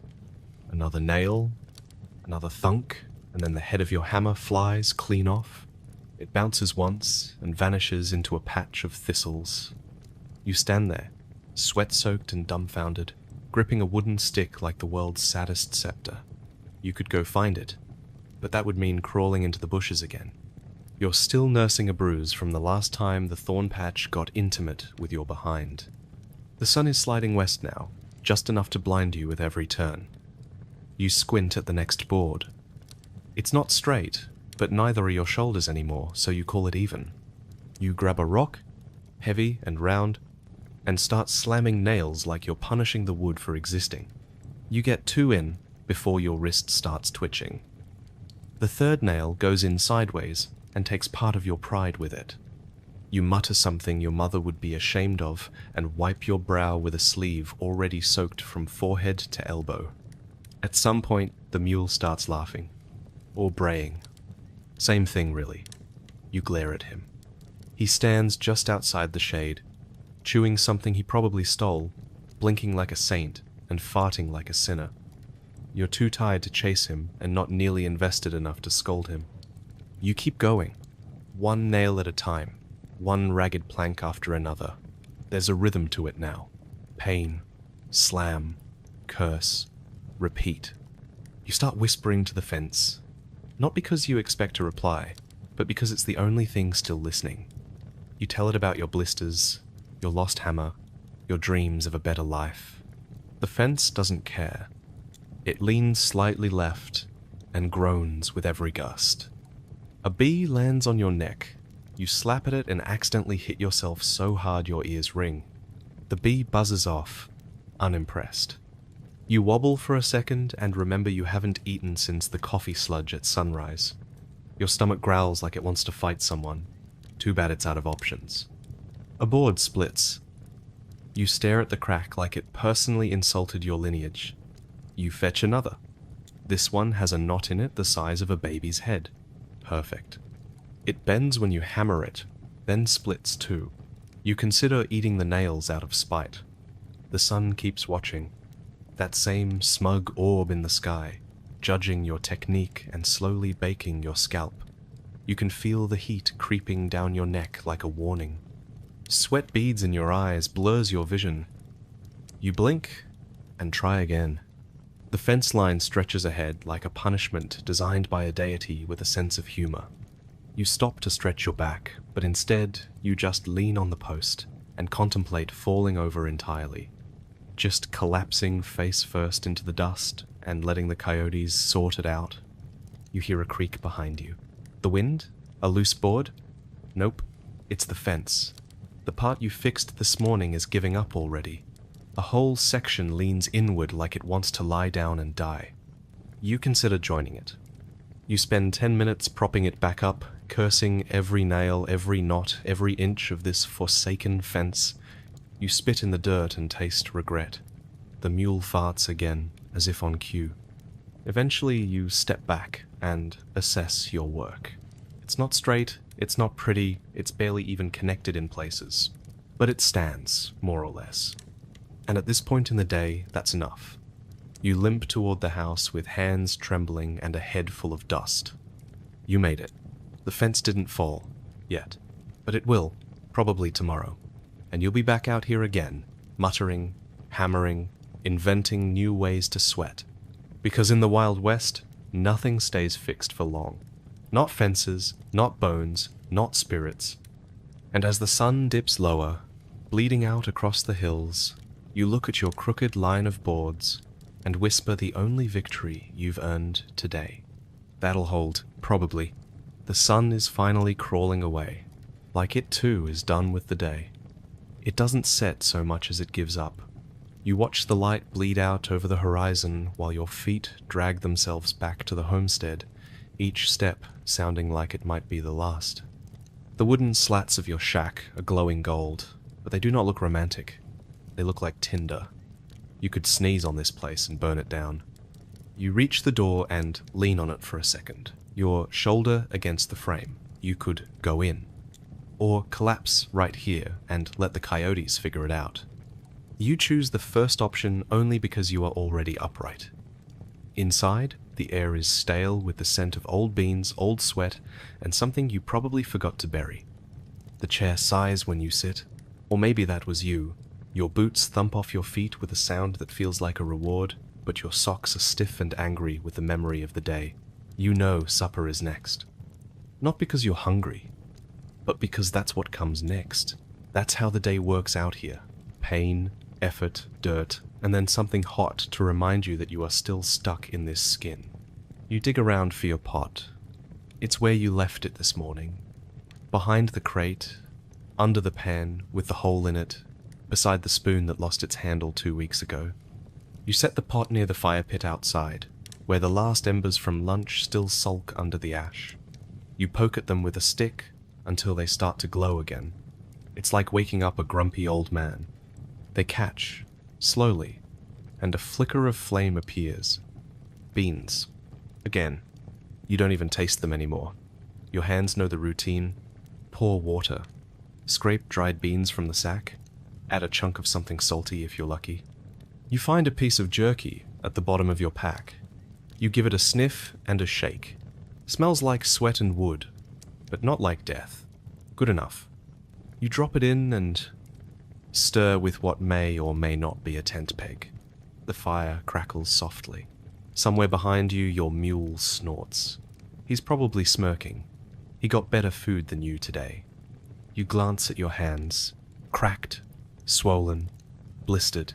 One of your nails is turning a shade of purple that nature never intended. You'll probably lose it by morning. The beans bubble. You listen, not because you like the sound, but because it drowns out everything else. You eat straight from the pot. You burned your mouth last week doing that, and you'll probably burn it again tonight. But patience is for people with options. You chew slowly. There's grit in your food. Actual grit. Maybe ash, maybe sand, maybe something that used to crawl. Doesn't matter. It crunches between your teeth like judgment. The jerky takes longer. It fights back. You wrestle it with your molars until it finally gives in. It tastes like smoke and salt and something vaguely metallic. Could be iron, could be regret. The firelight dances on your face, throwing shadows that look older than you. You've aged in this place. Your back hurts in new and exciting ways every day. The joints in your fingers make a clicking sound now, like a poker dealer on his 10th hour. You stare at the flames. Not for warmth, just because there's nothing else to look at. The stars are out, but you don't look up. You've seen them. You know what they are. Tiny holes in a sky that never gives you anything back. You stopped making wishes on stars years ago, probably around the time you realized no one was listening. Behind you, something shifts. Probably the wind, probably a rabbit, probably not worth investigating. But you still grab the rusted knife from your belt and hold it steady, just in case. You do not stand. You do not move. You just listen. It's gone. For now. You breathe out and let your bones settle back into their usual ache. Supper is done. Belly's not full, but it's quieter now. That's what counts. You close your eyes and think of nothing.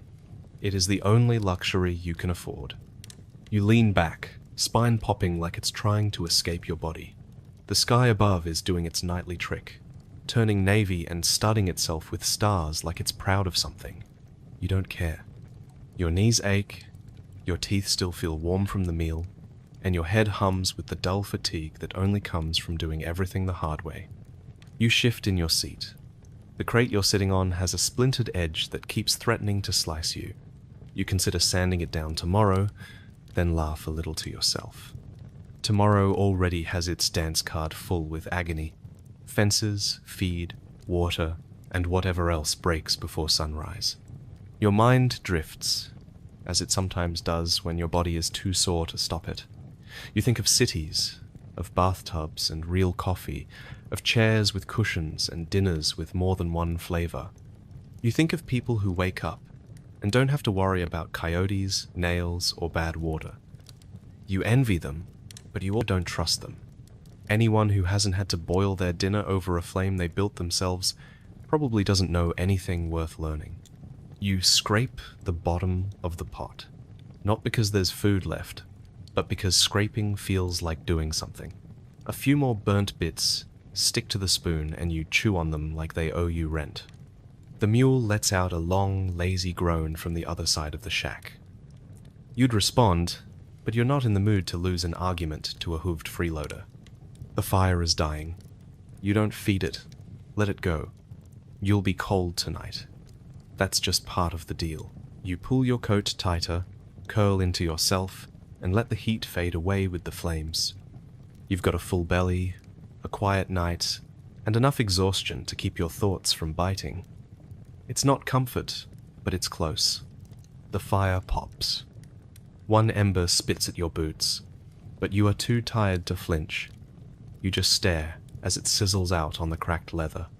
Sparks fly upward like they are trying to escape this world entirely, while you sit there grounded, anchored by a backside too sore to move and a belly only halfway full. The jerky is tough, but it is the only thing that does not taste like smoke and yesterday's regret. You chew like a cow might, slowly and with your jaw half locked from fatigue. You try to remember when your back did not ache, when your hands were not cracked open like old paint, when sleep came without needing to guard it like treasure. You cannot. Not really. The fire dances and your thoughts drift, but not far. Nothing drifts far out here. It just circles like buzzards, waiting for the day you do not get back up. The wind shifts. It brings the smell of old wood, dust, maybe a dead rodent nearby. You wrinkle your nose but do not get up to check. If something is rotting, it is just joining the rest of the scenery. Maybe it is under the porch again. You will worry about it tomorrow. The stars are beginning to show. You lean back and look up. They do not twinkle so much as stare, the way a coyote might before deciding whether you were too much trouble to eat. You see Orion's belt and wonder if he ever had to haul water 3 miles uphill. Probably not. He was a myth, not some sore-backed settler eating beans off a warped tin plate. You shift. Your spine pops. You hiss through your teeth. The ground is uneven and your seat is a piece of wood that used to be part of a crate. It wobbles every time you breathe, which is often and increasingly loud. You are not sure when your breathing started sounding like a bellows, but it is the only music you hear now besides the crackle of burning kindling and the occasional grunt from your mule in the shed. You remember a time you used to hum, a tune your mother liked. Maybe it was about summer rain, maybe something about rivers. It has been so long, your throat feels like it forgot the notes. You try a few sounds, but it comes out like you are clearing your throat with sandpaper. You cough instead and reach for the last of the coffee. It is lukewarm and full of grit, but you drink it anyway. You always do. You listen. Not to anything in particular, but just in case. The night has its own rhythm out here, and anything that breaks it usually comes with teeth. You hear a twig snap, but it might just be the wind. You hear your mule snort. That one you know. He is always annoyed, even in his sleep. You envy him. At least he is not responsible for anything more than walking in a straight line and kicking fences. You pull your blanket tighter. It smells like everything else does. Smoke, sweat, work. You think about changing it, but that would mean finding another one. You think about washing it, but that would mean wasting precious water. So you sit and stew in your own scent, half hoping the fire masks it and half knowing it doesn't. A shooting star crosses the sky. You make no wish. What could you possibly wish for that does not cost more labor? More fencing? Another bucket trip? A roof that does not leak and bedding that does not itch? You do not need miracles out here. You need planks that do not splinter and nails that hold. You need rest. But rest is a luxury you can't afford when the land around you is always planning to eat you alive. You hear the howl again, far off, but not far enough. The coyotes are back, singing their night hymns. It sounds less like music and more like laughter. They are mocking you, or maybe calling dibs on your bones. You glance toward the chicken coop and wonder if you remembered to lock it. You think you did. You always do. But did you? You replay the moment in your mind. The clink of the latch, the scrape of the wood. Maybe, maybe not. You stay seated. If they get a chicken, then that is just one less chore in the morning. The fire dims a little. You toss in another piece of kindling, watch the flames reach up with greedy fingers. The heat kisses your face, and you close your eyes for a second, just 1 second. But that second stretches, lazy and long. You feel your chin dip forward. You jerk yourself awake again. Number. Not yet. Not while the fire is still going. Not while the sounds are still creeping. You pull your coat tighter and wonder if sleep is even worth chasing anymore. It never catches you fully, just brushes against you like a stranger passing in the street. Always gone before you get its name. You stare into the embers. They pulse and flicker like eyes behind a mask. Watching. Waiting. You pick up your plate and toss the crumbs toward the edge of the porch. Maybe the mice will take them. Maybe they will leave your boots alone tonight. You tap your fingers against your knee, then stop. The sound is too loud in the silence. Even your thoughts are starting to echo now. That is how it happens. First the tired sets in. Then the loneliness turns everything into conversation. You hear shapes. You see whispers. You talk to the fire and pretend it listens. You are too tired to fight the sleep now. You lean your head back. Your neck protests, but not much. Everything hurts already. You close your eyes and let the dark behind your lids replace the dark in front of you. You do not dream. Dreaming takes energy, and you lost that around noon. You tell yourself you will get up in a minute, go inside, check the coop, recheck the latch, poke at the fire one last time. But you do not move. You just breathe. Slow, shallow, quiet. Like you are trying not to disturb the night. Because out here, disturbing the night is how people disappear. The sun doesn't set out here. It drops like a sack of bricks. One moment it's clinging to the edge of the horizon, and the next, darkness spills across the land like black ink on brittle paper. There's no gentle twilight, no golden hour, just a sudden gut punch of night. You kick some dirt over the last ember of your dinner fire. The beans were burnt and the jerky was chewier than a boot sole, but at least they were warm. You're too tired to clean up. The spoon can stay where it fell. The pan can soak in the dust. You've got things to worry about now. Like coyotes. They start as whispers. A yip here, a high-pitched laugh there, one at first, then a few, and then it sounds like the entire desert's holding a coyote concert just for you. They're not close yet, but they will be. You glance at the chicken coop, that rickety box of hopes and feathers. Earlier today, one of the hens looked sick, just slumped over like someone had unplugged her soul. You didn't have the time to care. Now you're wishing you had, because coyotes can smell sick. They go for weak things first, easy pickings, like her, like you. You hobble back to the house, each step creaking louder than the boards in your floor. You meant to oil them months ago. Never happened. The wind snakes around your ankles as you step onto the porch, making your skin goose up like you were dipped in cold milk. The door groans as you open it, and you're not sure if that's comforting or terrifying. Inside, it's no better. The lantern sputters once and then settles into a weak yellow glow. You grab your shotgun and set it beside your cot, just in case. The wind whistles through a gap in the wall, a little crack you stuffed with an old sock and some dried grass.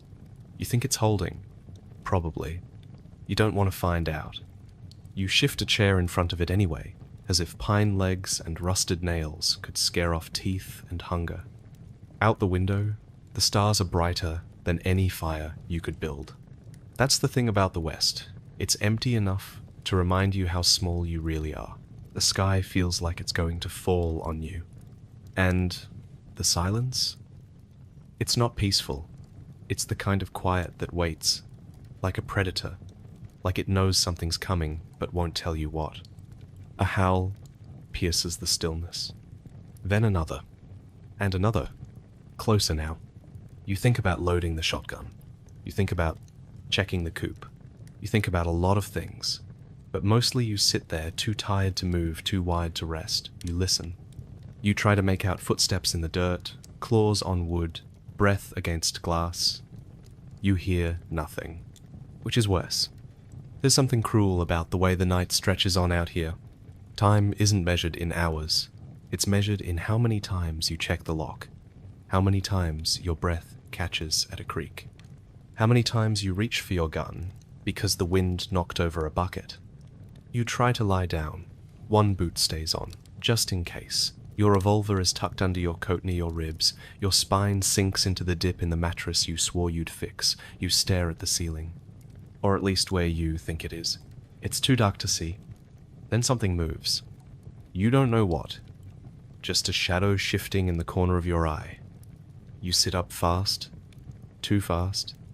Your back seizes up in protest. You squint. Nothing.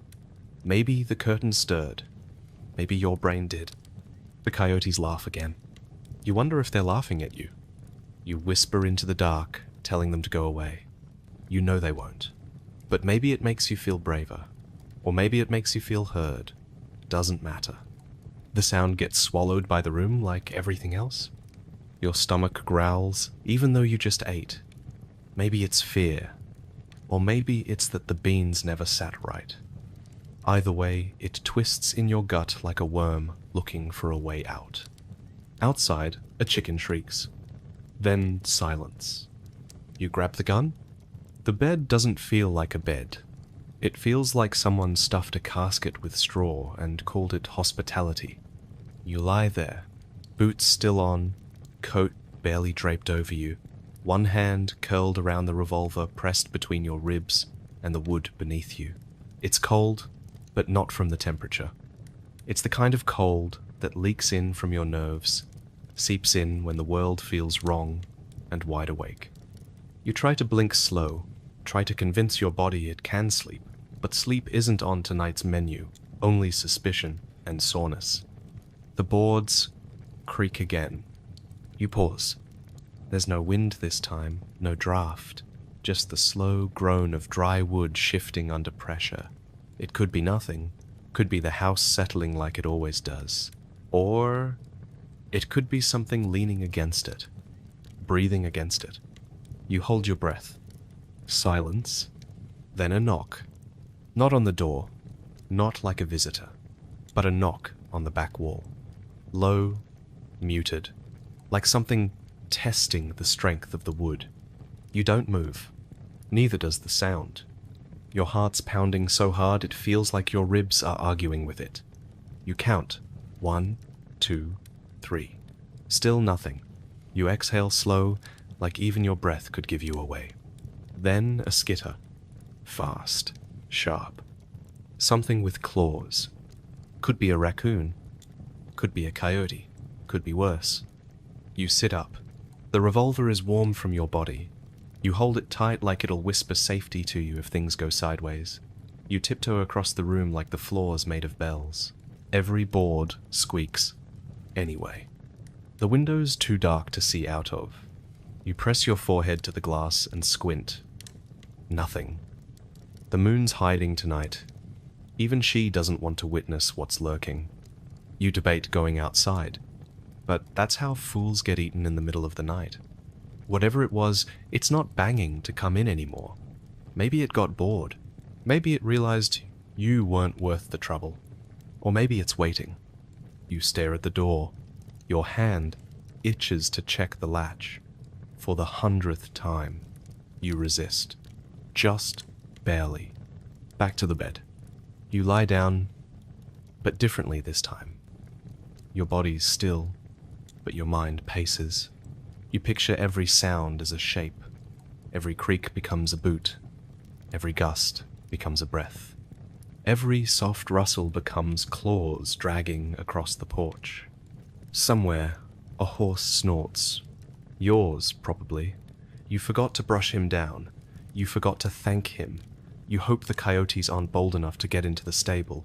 You should check. You won't. Your eyes stay open. Your lids flutter, but never fall. The longer you stare into the dark, the more the dark stares back. You imagine eyes in corners, teeth in shadows. And when you finally do start to drift off, the sound of something falling outside jolts you awake like a slap. You sit up again. Sweat stings your back even in the chill. Your hands tremble just enough to make the gun's weight feel awkward. Nothing at the door, no fire, no voices, just the long, unbroken silence that seems to say, "This is how it always is."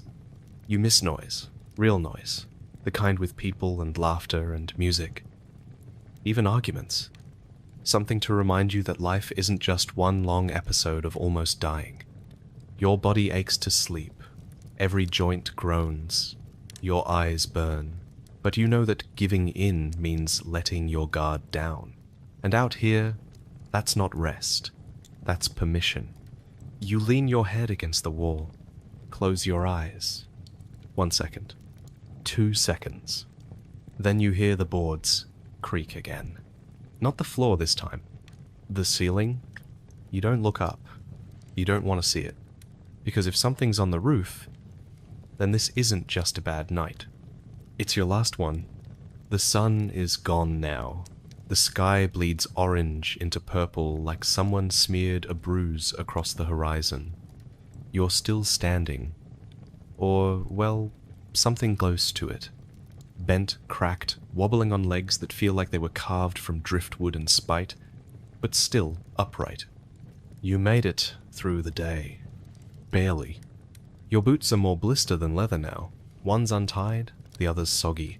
Your shirt is crusted in a cocktail of sweat, dust, and something that might be blood, but you never had time to check. Your hat? Long gone. Probably snatched by the wind or stolen by a smarter creature with better fashion sense. And your mule? Oh, your mule is chewing your bootlaces like they're dessert. You'd stop him, but honestly, if he manages to eat them, that just means one less thing for you to trip over tomorrow. Let him have his fun. He earned it. Kind of. You lean against the doorframe of your shack, staring out at the fading light. There's no music, no celebration, no dramatic swell of triumph. Just the quiet wheeze of your own breath and the distant howl of something that hopes you'll die soon so it can eat your softer parts. This wasn't a victory, this was survival. And out here, that's not the same thing. You think about all those stories you grew up with. The ones full of handsome outlaws and shining sheriffs, damsels with perfect hair, gold glinting under the sun like fate itself was handing out fortunes to anyone brave enough to grab it. Liars. All of them. There's no gold here.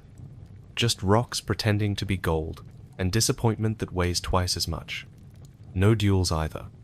At least, not the kind with a countdown and an audience. No. The land duels you. Every second, every sunrise is a slap, every breeze a threat. And when you lose, and you will lose, it won't be quick. It'll be slow, stupid, and just inconvenient enough that people forget to make a legend out of you. Your back hurts, not in a dramatic, noble kind of way, just in the way that makes you grunt every time you bend down and consider if something on the ground is even worth picking up anymore. You haven't had real food in days. The beans are a joke. The jerky's just flavored leather. And that coffee? You wouldn't serve it to a dog unless the dog had insulted your mother. You're so tired, your bones feel hollow, like you could blow away if someone sneezed hard enough. And yet, you're still here. Tomorrow's gonna ask you to do it all over again. Nail more fences. Chase that mule. Drink water that smells like pennies and regret. Argue with the wind. Duck under saloon signs. Avoid dying by infection, snake bite, boredom, or bandit. You'll do it. Not because you're strong, not because you're brave, but because there's no one else to do it for you. That's the West they never tell you about. It doesn't need your dreams. It doesn't care about your past. It eats stories and spits out scars. And if you think you'd last a day out here, really last, without flinching or crying or quietly begging for a time machine, you haven't been paying attention. This place breaks you. Then it lets you put yourself back together, crooked and weird and barely holding, like a barn built by a blind drunk with one nail left. But you made it. One day. One rough, dry, bitter-tasting, sunburnt, stubbed toe, mule-biting, splinter-riddled day. Congratulations. Try doing it again tomorrow.